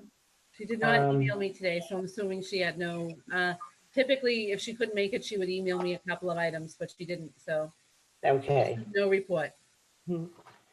Next on the agenda is a budget. Mr. Ferrante? But we got to do the proponents and opponents first before we get into that. Excuse me, Susan, Yes, Mr. point of Sinella. personal privilege, through you to the superintendent. Diane. Hello, Diane. Yep. I'm here. The budget that you're proposing has filled every nook and cranny. If the monies don't come out or the monies don't come forth, how do you propose on handling personnel, programs, and everything else? I mean, from everything we hear, it's between the federal government, the state, there's not going to be too much coming forth. I don't understand that I had sent something out today where teachers have to be notified by a certain time. Some districts have sent out 160 pink slips. If we don't notify teachers after a certain date, and I know you've been in contact with the union, after that date, are they considered employed no matter whether the money's there or not? And if not, how do you handle it if we have to make drastic cuts? So our contract with the teachers allows us, there's a provision that extends the notification of reduction in force to July 15th. So that is the date that we have set with the union that we have to notify of any layoffs by then. It is a contractual provision, which means that in order to change that date, we would need to negotiate with the union. And we have had one preliminary conversation with them about that already. They are in agreement with me, and I hope with all of you, that we don't want to send out layoff notices unless we know that we have to lay people off. Right. And I know that a number of other districts are laying off staff members prophylactically. Some of them are doing it because their contract provisions require them to notify teachers by June 15th. So they're coming up, that date was yesterday. Some of them might have a date that's slightly later in June. It depends on how their contracts are. But so that's why some districts are sending notices out now. What I hope we would be able to do if we are approaching the July 15th date and still don't have budget information from the state is that we would be able to work out a side agreement with the Teachers Association to extend that date until such a time that we have actual budget information from the state and know whether or not we would need to do layoffs. My question, Diane, is that between acceptance of the budget, the council accepting the budget, and the state's allocation of monies, that may go in until August. Right, and it's always the case, and Brian, I don't know if you want to speak to this, but it's always the case that if a budget comes out differently than what we anticipated, than what you voted as a group, you can vote an amendment to that budget to meet the changes. Michael, do you want to speak to that a little bit? Yeah, I mean, even though this is really a temporary budget per se, and it's more for the council to add to their budget when they vote on the total city budget, we will be re-voting this thing because this is not a permanent number. So it's either going to go up or down the number. We don't know. The forecast doesn't look good, but nobody really knows what's going to happen. So even though we are voting on this thing, it is not in concrete here, stone. There will be an adjustment made, and we just have to wait until we get that number. I would sort of believe that if we don't get it by July 15th, that the union and Diane will straighten out the problem if we have to lay people off, but there's not a lot that we can really do right now. And I'm not hearing anything. I don't know if anybody else is, that it doesn't look good, but we'll just have to wait and see what happens. And I will add to that, I was encouraged by the commissioner's request that we submit our SOA plans by August 18th. The idea Yes. that we might actually be getting some SOA money is really encouraging. But I think, Diane, what I'm getting at also is a simple thing like transportation.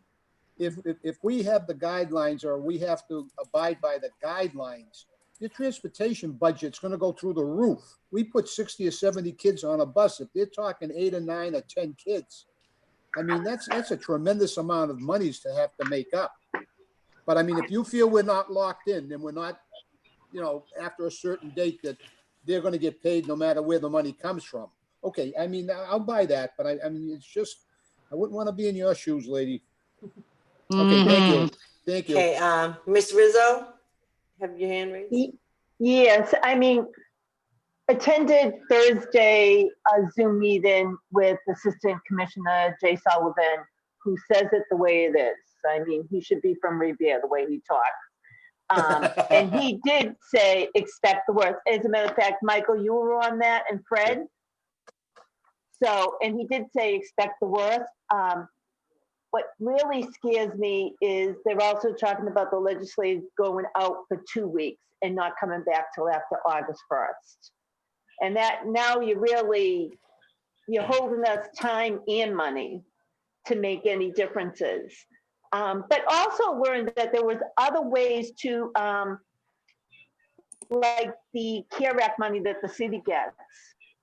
We were told that we can get some of that from them if they allowed, and it could go to things like our Chromebooks and PPE things. We were also told, which I didn't know, many people didn't know, was we can pay our short collaboratives, our SEAM schools, we could do 3-month payment. And then we can apply for FEMA and you get 75% back. Am I wrong, Michael? Did I hear that wrong?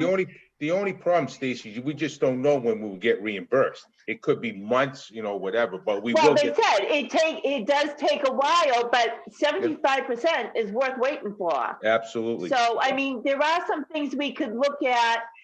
I just, you know, it's the timing.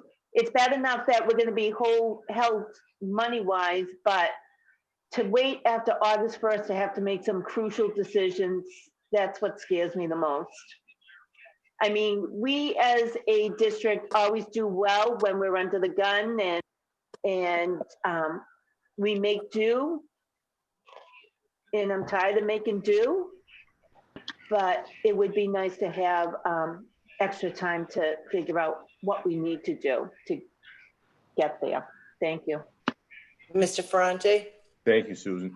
The thing that really concerns me more than anything, if we are going back to school September 1st, and we have to put all this money into the schools to get them sanitized and masked and all this stuff, and the state expects us to do it, plus we need a bunch of, you know, computer items, where in creations is that money going to come from just to get open?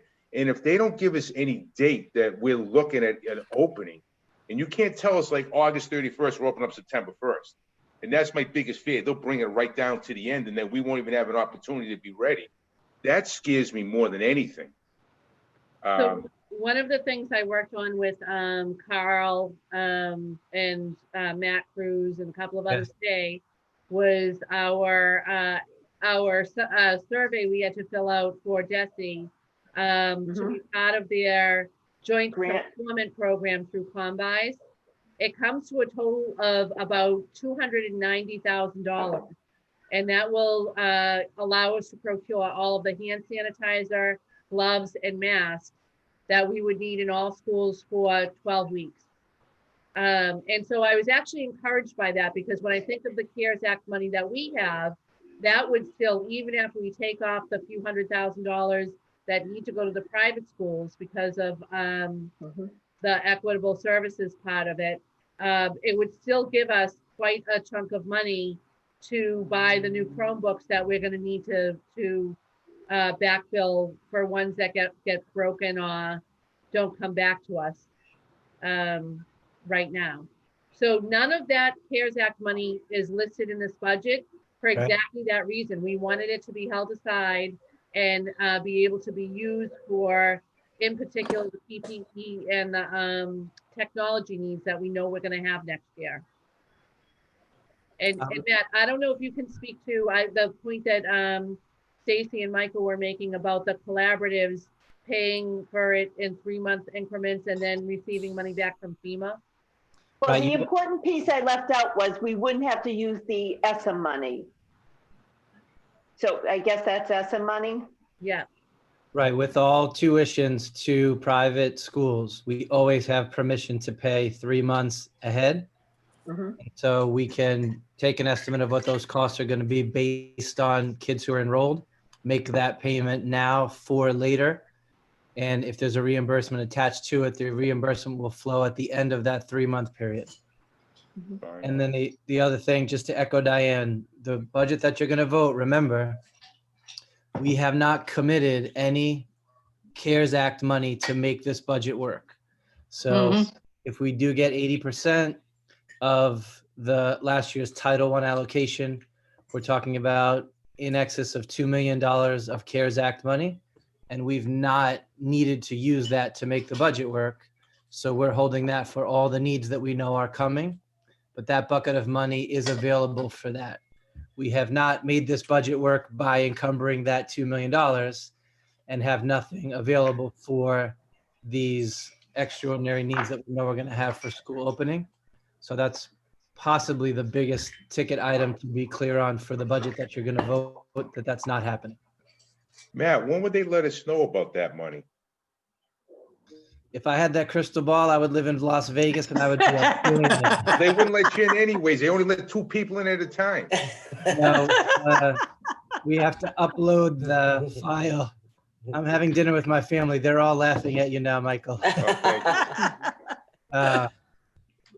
We will apply for that on July 1st. It's going to get approved at that amount. So we'll have access to spend it on what we need in FY21 after July 1st. The bigger number we're all holding our breath on is that you've budgeted conservatively and you've anticipated no Student Opportunity Act money. If it's even worse than that, then we'll have to deal with that. But like Diane was saying, if they're having us give them the information, we're hoping some of that will come. And that's why we're hoping that our second appropriation here will be an increase in what we're able to spend. So there's 2 pieces of good news that we've prepared for. One we know is coming, CARES Act money will come. The other, we've got to wait until they let us know. Well, hopefully the Chapter 70 money will be at least what we budgeted for or not more. So it'll be, less pressure on us to do what we have to do. I think right now, Sue, that we got to see the people that are for the budget and against it, then we can talk about it. Okay.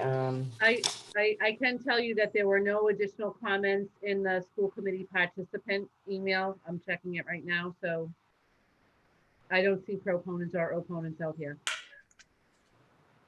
Okay. So there are no proponents and no opponents. So we can move on to the budget hearing. Okay. All right. At this point, we've sort of talked about the budget a little bit, but there has to be a lot of thanks to certain people just to get to this point where the process probably started in January, February, and here we are, June, probably a lot worse than what Matt and the city started with. Personally, I would like to thank Matt, CFO, and his staff, the mayor, Richie Viscay and his staff for the Schedule 19, Dr. Kelly, Dr. McCullough, Dr. Vidala, Dr. Garcia, my committee members being the chair myself with Carol Ty and Anthony D'Ambrosio, plus the input from Stacy Rizzo, Susan Gravellisi, and Fred Sinella. This has been a very difficult budget to deal with. I mean, we're at the third time doing it, and there will be a fourth time. And I just want to reiterate the fact that it is not definite.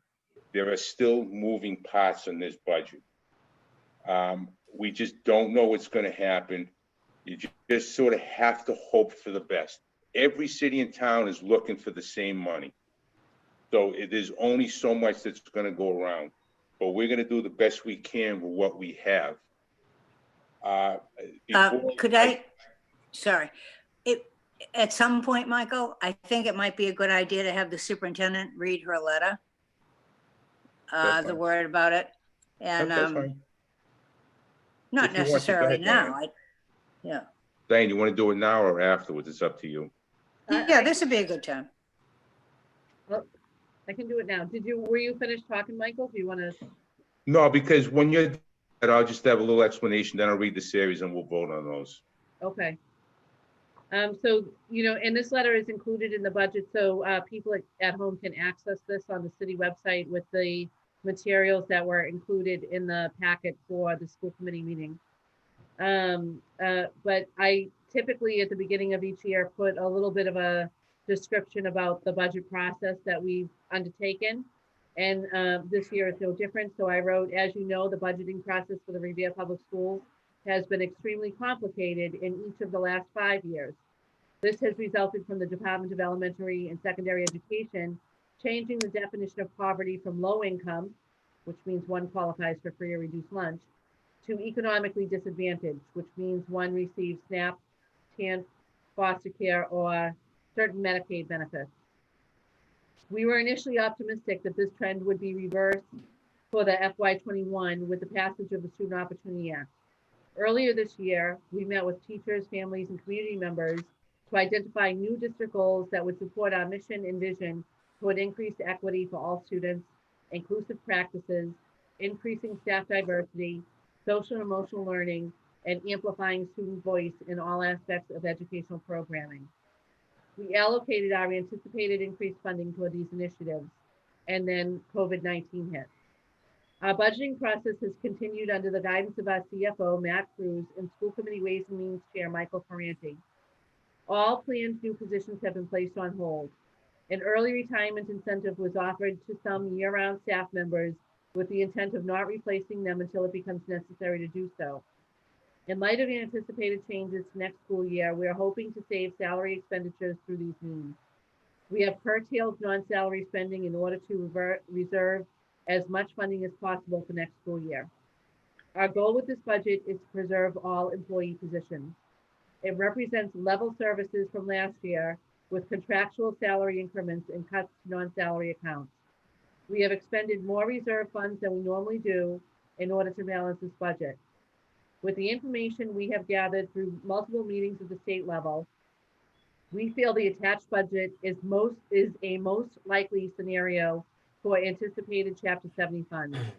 We acknowledge that actual funding could be higher, in which case we will move toward implementation of the plan stakeholders helped us develop in February. We also acknowledge that the actual funding could be lower. That would diminish our plans to maintain all staff positions, but we will not make any staff changes until such a reality presents itself. Absent from this budget is accounting for COVID-19 related expenses like PPE, technology devices, and cleaning services that will likely be needed. Our funding through the CARES Act, approximately $2 million, will be used exclusively for those items with a primary focus on the PPE and cleaning. We're also working on supplemental grants to assist with the costs and are leveraging state purchasing programs to minimize our costs. Although our budget position remains grim and ambitious, we know that our amazing staff will continue to push toward helping all students grow and achieve academically. We are incredibly thankful for all of their hard work, dedication, and resilience in these very, very difficult times for all public school employees. When possible, we continue to direct funding toward achieving our district goals, increasing equity for all students, fostering inclusive practices, increasing staff diversity, focusing on social and emotional learning, and amplifying student voice. Should there be a drastic change due to legislative updates to the Chapter 70 formula, we will make decisions based on the feedback we have received from members of the Revere Public Schools community and with the best interest of our students in mind. Thank you.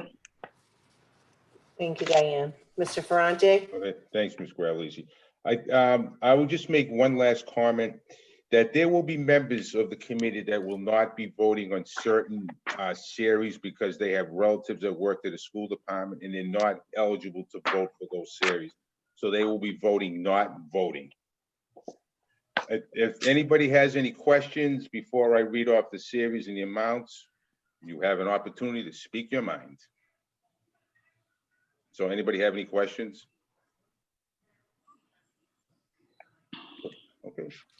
Okay, let's start the budget. 1,000 series administration, total amount $2,452,112. So moved. Second, Roll call, please.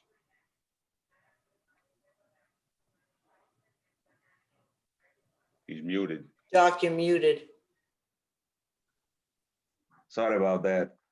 Stacy Bronson Rizzo, Yes. Anthony D'Ambrosio, Yes. Michael Ferranti, Yes. Susan Gravellisi, Yes. Frederick Sanella, Yes. Carol Ty, yes. Mayor Brian Rigo. Yes. 2,000 instructional services, total amount $57,586,337. So moved. Second, Roll call, please. Stacy Bronson Rizzo, Not voting? Anthony D'Ambrosio, Yes. Michael Ferranti, Not voting. Susan Gravellisi, Yes. Frederick Sanella, Yes. Carol Ty, yes. Mayor Brian Rigo. Yes. 3,000 other student services, $9,691,378. So moved. Second, Roll call, please. Stacy Bronson Rizzo, Yes. Anthony D'Ambrosio, Yes. Michael Ferranti, Yes. Susan Gravellisi, Not voting. Frederick Sanella, Yes. Carol Ty, yes. Mayor Brian Rigo. Yes. Series 4,000, operation of plant/maintenance, $9,193,008. So moved. Second, Roll call, please. Stacy Bronson Rizzo, Yes. Anthony D'Ambrosio, Yes. Michael Ferranti, Yes. Susan Gravellisi, Yes. Frederick Sanella, Yes. Carol Ty, yes. Mayor Brian Rigo. Yes. 5,000 series, employee benefits and insurance, $1,134,600. So moved. Second, Roll call, please. Stacy Bronson Rizzo, Yes. Anthony D'Ambrosio, Yes. Michael Ferranti, Not voting. Susan Gravellisi, Yes. Frederick Sanella, Yes. Carol Ty, yes. Mayor Brian Rigo. Yes. Series 6,000, civic and community services, $39,783. So moved. Second, Roll call, please. Stacy Bronson Rizzo, Yes. Anthony D'Ambrosio, Yes. Michael Ferranti, Yes. Susan Gravellisi, Yes. Frederick Sanella, Yes. Carol Ty, yes. Mayor Brian Rigo. Yes. Series 7,000, building improvements, $832,294. So moved. Second, Roll call, please. Stacy Bronson Rizzo, Yes. Anthony D'Ambrosio, Yes. Michael Ferranti, Yes. Susan Gravellisi, Yes. Frederick Sanella, Yes. Carol Ty, yes. Mayor Brian Rigo. Yes. Aries 9,000, programs with other schools, $13,183,935. So moved. second, Roll call, please. Stacy Bronson Rizzo, Yes. Anthony D'Ambrosio, Yes. Michael Ferranti, Yes. Susan Gravellese, Yes. Frederick Sanella, yes, Carol Ty, yes, Mayor Brian Arrigo. Yes. Last one, total school department budget, $94,113,447. So moved. second, Roll call, please. Stacy Bronson Rizzo, Yes. Anthony D'Ambrosio, Yes. Michael Ferranti, Yes. Susan Gravellese, Yes. Frederick Sanella, yes. Carol Ty, yes. Mayor Brian Arrigo. Yes. Thank you all. We will be back in another month or two. Thank you, Michael, for all the good work you've Thank done. you. Thank you. Thank you, Mr. Ferrante. Thank you. Next on agenda item is public speak. I believe we do have emails that were sent in and, oh, Matt, are you leaving? Thanks, Hi, Matt. Thank you. Matt's had Um, enough. Yeah. Stacy, Ms. Rizzo, I believe there were some emails sent in that Ms. Rizzo will read as the secretary. Our first one is to esteemed school committee members. Please assure the families, students, and teachers of Revere that you are committed now more than ever to retaining every teacher, counselor, paraprofessional, and nurse employed at RPS. We cannot succumb to an austerity narrative that some are espousing. The state legislature has the power and the ability to release more funds to municipalities from so-called rainy day funds or by enacting, for example, progressive tax measures immediately. What steps, if any, has the school committee taken to demand additional revenue from the state? In addition, what is the status of the money from the Student Opportunity Act that the state committed to through legislation last fall? I think all of us agree that we cannot sacrifice staffing for any additional cost of PPE. We need to demand more of the state to ensure we have the funds and are fully staffed to begin school safety in the fall. Respectfully, Gina Garrow, President of the RTA. Thank you, Gina, for your comments. We also have a few letters that have come in. This first one, good afternoon. My name is Barbara Shea. I have been a resident of Revere all my life. My parents attended the Revere Public Schools and so did I. My daughter Alyssa just finished up 6th grade at the RMA. The reason I am starting off this email this way is to let you know I have a lot invested in Revere. There are a lot of parents in the city that have their children in the school system. So I was not surprised when I started to get calls and texts asking if I knew what was going on at the Wayland. See, when my daughter was in 3rd grade, I helped start the citywide PTA with the help of Carol Ty. So I know a lot of parents.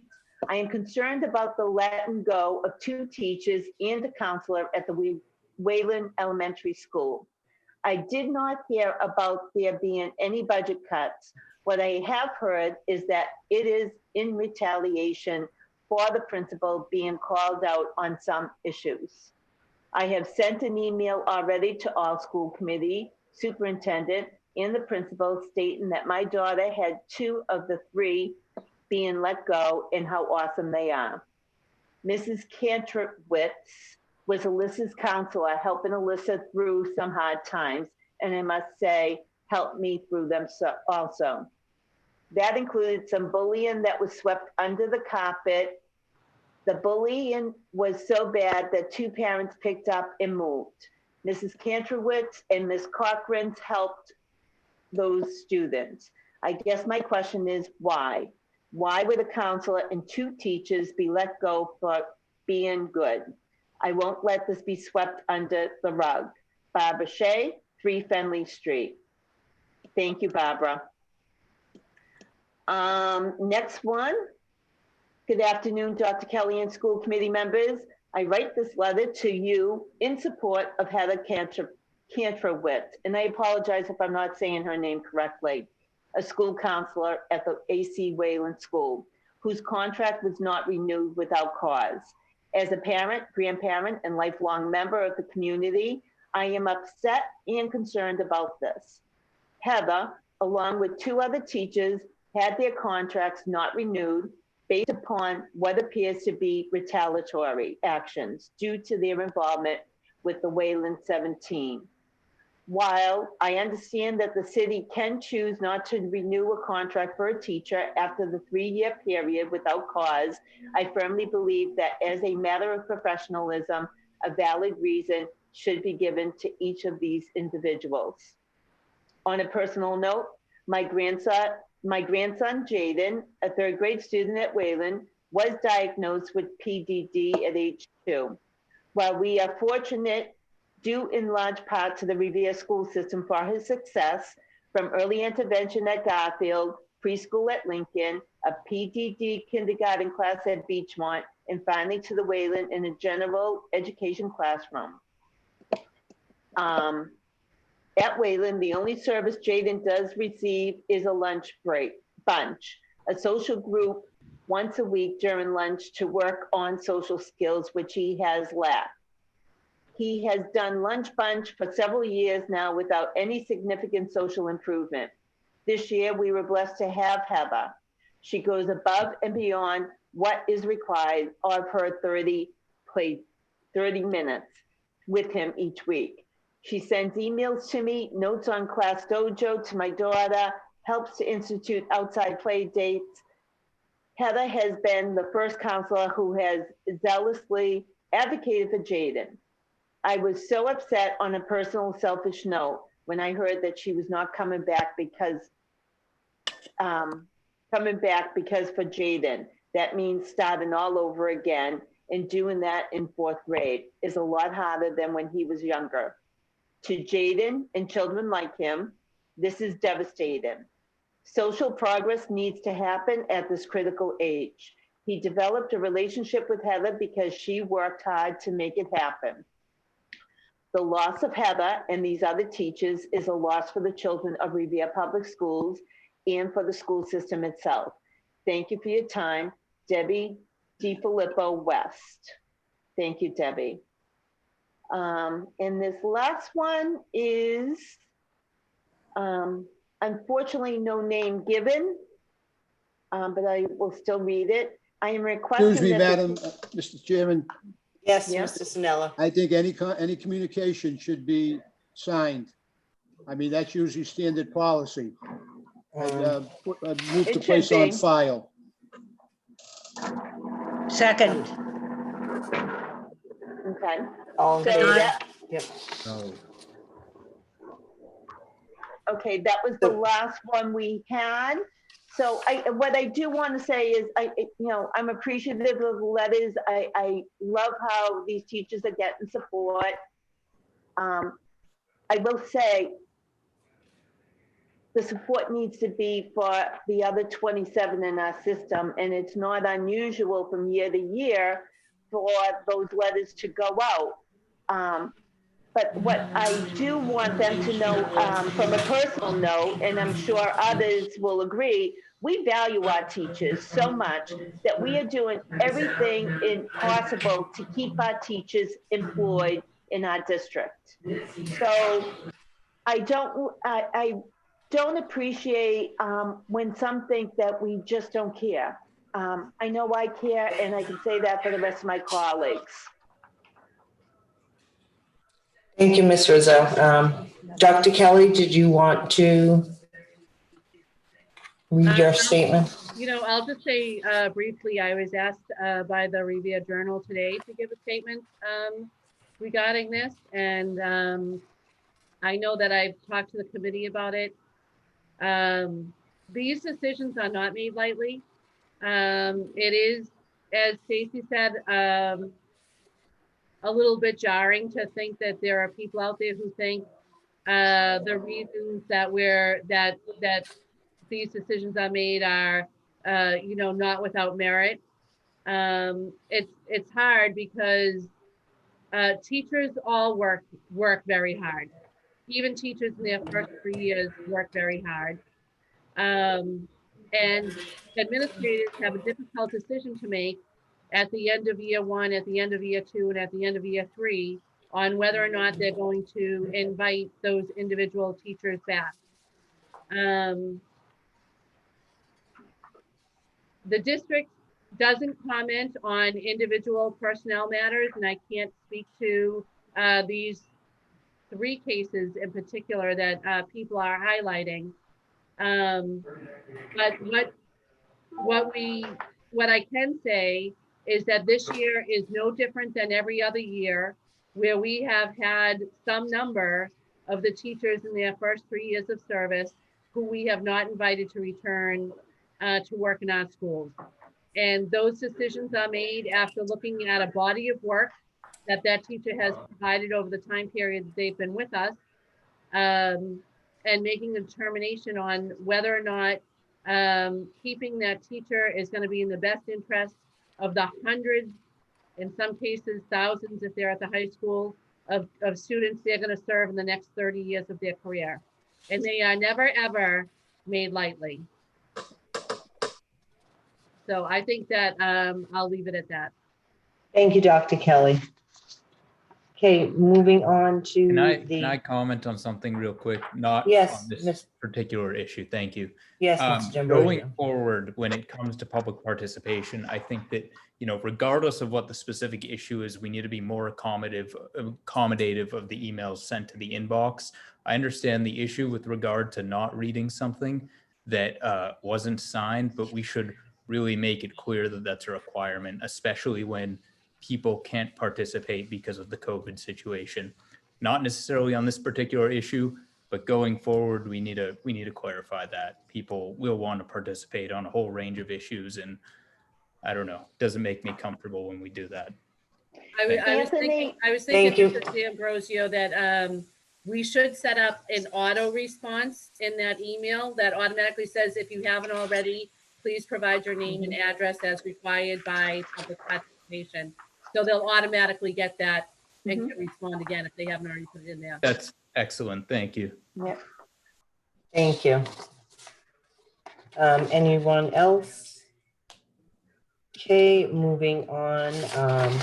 The next agenda item is report of subcommittees. I will like to first make mention that the consent calendar was inadvertently omitted from this 6 o'clock agenda. So we'll add that here to vote on the consent calendar. That is, yes, Ms. Rizzo? A motion to approve the consent calendar, but also pulling the question about early retirement and also pulling out the donation and gifts. But a motion to accept the consent calendar. So move. Second. All in favor? Aye. Aye.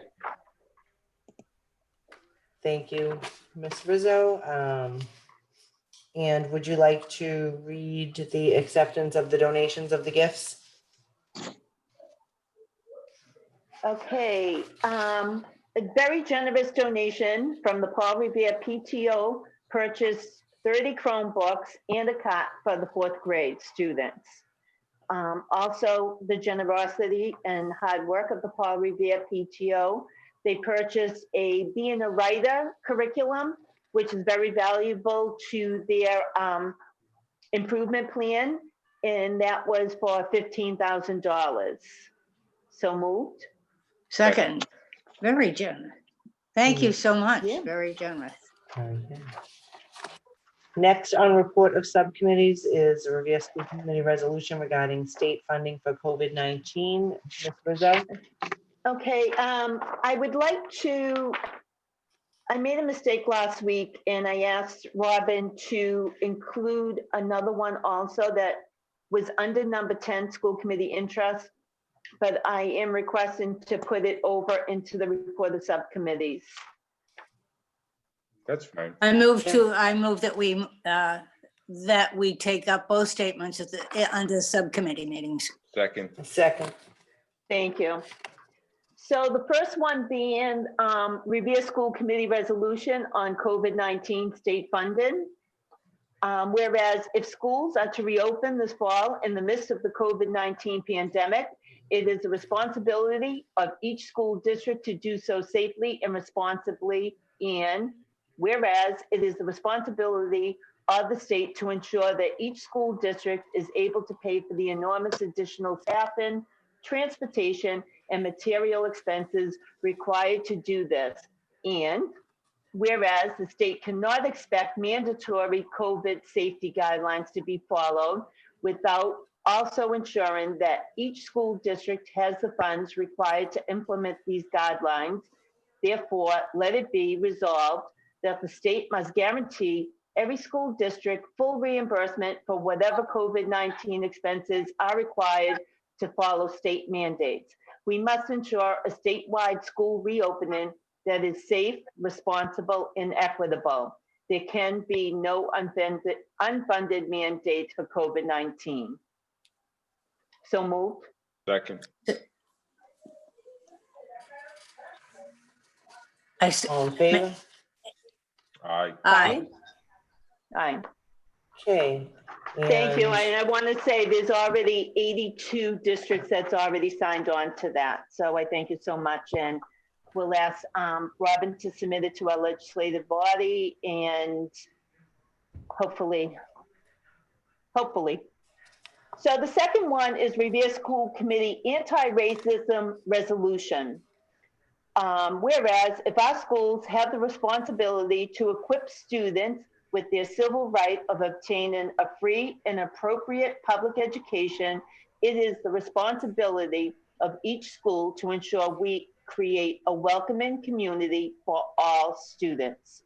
Whereas it is the responsibility that every district provide to all district staff, including school committee members, annual professional development on diversity, equity, and inclusion.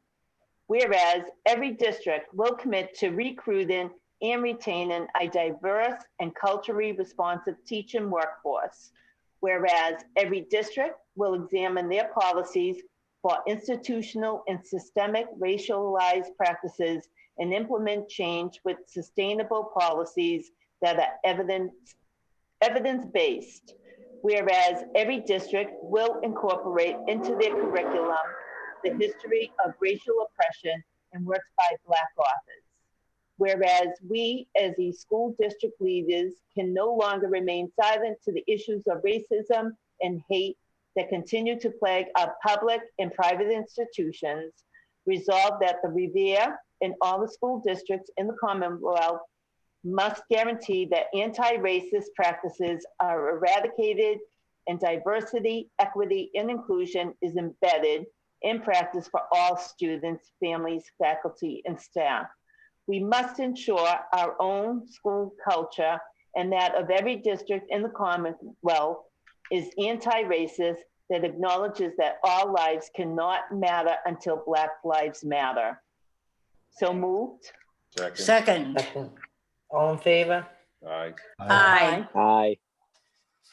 So I thank you so much, and we'll make sure that Robin has these sent off ASAP. Thank you. I'm so proud that we did that, people. Thank you, Ms. Rizzo. Mhm. Okay, next on the agenda, old business, seeing none. Move on to new business, seeing none. School committee interests. Sorry. Ms. Rizzo? I know my voice can like kill people, but so it's the end of the school year, although it feels like we haven't seen anyone for months. So retirement is when you stop living at work and you start working at living. So at this time, from the Revere School Committee, I would like to wish Cindy DuPont, Al DeFranzo, Steve Capano, Nancy Ambrosio, Anita Quinlan, Linda Pasco, Bob Farrell, Mary Bernardo, Shabarelli, a very healthy and exciting retirement. And I know we are all jealous, and I hope I didn't forget. I went back for months to see if I missed any names. I'm hoping I didn't. And if not, I truly apologize, but I'm still jealous of your retirement. Thank you, Ms. Rizzo. Any other members? I'm up. Ms. Ty? Well, this week in both Boston.com and the print version of the Boston Globe, Revere made wonderful news again. On the front page of the Metro section, there was a picture of Nurse Stasio, and underneath that, Nurse Adrian Sacco McGuire, and a history of what they have done for the city. They went to work when they knew that they needed to do contact tracing. And they worked from early morning. For example, Nurse Stasio, who was out on maternity leave, came back early, 3 months early, and worked to do that for the city. And I can't name all of the nurses, but I know so many who were working under Kim Hanton from the city. Fine appointment, Mira Rigo, very fine appointment of a fine woman. And all of the other women who worked as school nurses and helped to control, let's say, we hope they have certainly helped to control the spread of the horrendous COVID-19 by contact tracing. I know that they very often worked much longer than a school day, that they work in order to connect with people, they work through at night. So thank them for their expertise, for their willingness to go ahead. And one more reason to say Revere is proud of you. Thank you. Thank you, Ms. Ty. I'd like to add to Ms. Ty's, even though there was 2 featured in the article, without doubt, it was done with our school nurses that have been around forever. Right. And I personally have to say, being 20 years in the school nurse's office, to work with professionals such as Connie Gannon and Jessica Gagnon. And then, I mean, they're all fantastic, but I've never been so proud as I have been with seeing them work the past 3 to 4 months. And every day, they do it every day. So thank you. Agreed. Thank you, Ms. Rizzo. Thank you, Ms. Ty. Any other members? Stacy again? Yes. I know. Go ahead, Stacy. I'm so sorry. I know my voice is so melodic. We're gonna put a 3-minute time limit on. Zip it, Susan. So as of yesterday, Revere Public School lunch breakfast program has ended. And you know what? I cannot thank the group of people that have worked and have dedicated themselves on Mondays and Fridays to our Revere School community. I know they didn't do it for me. They did it for the community itself. But I will tell you, I don't know how I would have woken up each morning not knowing that I could depend on these people. I also have to thank, there's so many people when we did deliveries, they would text us back saying, thank you, God bless you. My children are so appreciative. There are people that stood on their porches and had their kids made signs for some of the delivery people. So it was really, truly so great to see. And we're not talking workers, we're talking actual volunteers. I mean, some people do things, but they're paid. These were actual volunteers. So I know people are tired of hearing my voice, but I am going to read each person. And I just want to say, I deeply thank you forever. And that would be Hannah Crowley, David Etoff, Megan O'Donnell, Melissa O'Donnell, Melissa Randall, Jack Moscow. Yeah, even Jack Moscow, who drove me crazy, but he was so good. Lou Chick and his daughters, Tara Boyd, Christine Ferrara, Marissa McQueenie, Michael Hyde, Bob Logue, Charlene Logue, Faith Riley, Chris Graham, Kim Doherty, Jen Terminello, Matt Cogliandro, Dan McGuire, Meg McGuire, Nate Dorr, and I'm leaving someone out. Oh, Michael Ferranti. Yep, him too. Came in a suit, came in a shirt and tie, but he did help. So Of I course he did- did. Stacy, from the one bottom of my clarifier. heart.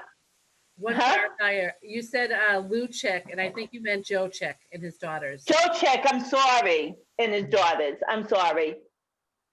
And Stacy, I'd like to add in, we'd also like to thank you for all your hard work in organizing it and being there every day and making sure those Oh. deliveries got out. And if somebody didn't show up, or I shouldn't say didn't show up, if they called in saying they had other commitments, or they had other things to do, you would be out delivering. You had to park at the top of Shirley Ave because of the construction and I walk all the way walked to. so many stairs. I Oh my am commending gosh. you. Will you let me finish commending you, please? Thank you for saying that, but no, I don't need any commending. I did leave out one woman, Melissa Hernandez. She started helping out a few weeks ago, and I omitted her, but thank you, Marissa. Okay, and I would like to add one more thing under the school committee interest myself. I know Stacy did mention a lot of retirements. I just got a text message that inadvertently we had forgotten to mention Laura Ventura, who's retiring from the Hill School. And I worked with her for years. Well, it was a long list. Laura, she apologizes, but your colleagues are looking out for you and making sure that you get the recognition that you well deserve, and congratulations in your retirement as well. Okay, do we have any other school committee interests? I know Diane had something that came up.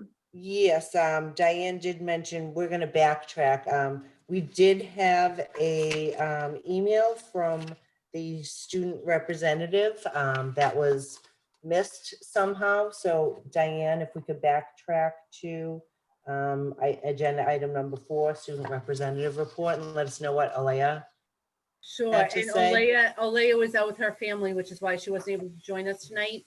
And I'm sorry that I missed her email. She sent it at 5:36 when I was scrambling to figure out the Zoom still. And I'm going to apologize to Olea too, because she had subsequently emailed me and said, I think I can get on. Can you send me the Zoom link? But of course, we had to set up the new Zoom. So I'm sorry, Ulaya, especially because this would have been her last school committee meeting. So I do want to take a second to recognize her incredible work and what she has done with us this year as a student representative. And I think really keeping the school committee and the community updated on what our students have been doing and what they're up to. So thank you, Ulaya. We wish you all of the best, and we look forward to all of the wonderful things that you're going to do in the future. And the statement she gave me was, first, I want to apologize for not being able to attend. To recap student life over the past month or so, students have been wrapping up their school years district-wide, with most done either last week or this week. Senior week took place last week with students picking up caps and gowns through a car parade, getting a chance to see their teachers for a brief moment. We are all looking forward to graduation after the event, to say farewell formally to each other and to Revere High School. In other student news, an organized group of Black and Brown youth, in partnership with multiple ally members, worked to organize a peace march for the Black Lives Matter movement from the bandstand at Revere Beach to City Hall, where a Black Lives Matter banner now hangs. I was proud to be part of this organization and to see Revere youth mobilize and bring much needed change to our schools, our city, and our society. So I will say that was a tremendous day, and thank you, Leah, and everybody else who helped organize that event. You did a great job, and it really was well organized, well structured, well attended, and very, very important. Thank you, Alea. Thank you, Alea. It was a pleasure sitting next to you. We look forward to great things. We do. Okay, moving on, I believe Ms. Rizzo had one more school committee Just interest. one more thing. The fat lady has the last word. And Alea touched on it. They did the car parade last week. It was wonderful. The students really enjoyed it. The teachers worked hard. I have to say, it was truly a pleasure to watch the camaraderie and the relationships that these kids have with the students. I know Mr. Miranda sat on top of his Jeep most of the time, and kids were jumping out of their car to jump and sit with them. And then 2 days later, I had stopped at Target, and the kid was saying, I shouldn't say the kid, but the student was saying, "You saw me with Mr. Miranda. He is the best." So it just, kind of secured my thoughts on what great relationships our students have with our faculty. Yes, is there work to be done on other things? But in this case, I thought it was great. They did a great job, the staff and the students. So I thank everyone for allowing me to even see it. Thank you, Mrs. Rizzo. Any other members? Seeing none, moving on to motions. There are no motions on the agenda. Moving on to adjournment, a motion to Move to adjourn Second. Our next scheduled meeting will until our be- next scheduled meeting, which is July 21st. Oh, dear Lord. Maybe she couldn't hear me. I wasn't speaking loud enough. You're Okay. fired. Motion to adjourn. Let's see, what time is it? 8:30, Robin. Hey, good night, everyone. Good night. Good night. It's been a pleasure. Take Good care. night. Thank you. Hey, I'm glad you got to celebrate your anniversary this way. Yes. Nice, thank you, I'm everyone. sure your wife's really happy that this is how you spent your anniversary. Oh, she's good like that. Thank you, She everyone. is. Take She care. is. Good night, Thank you. everyone. Good night. Good night. Good night. Good night, Patty.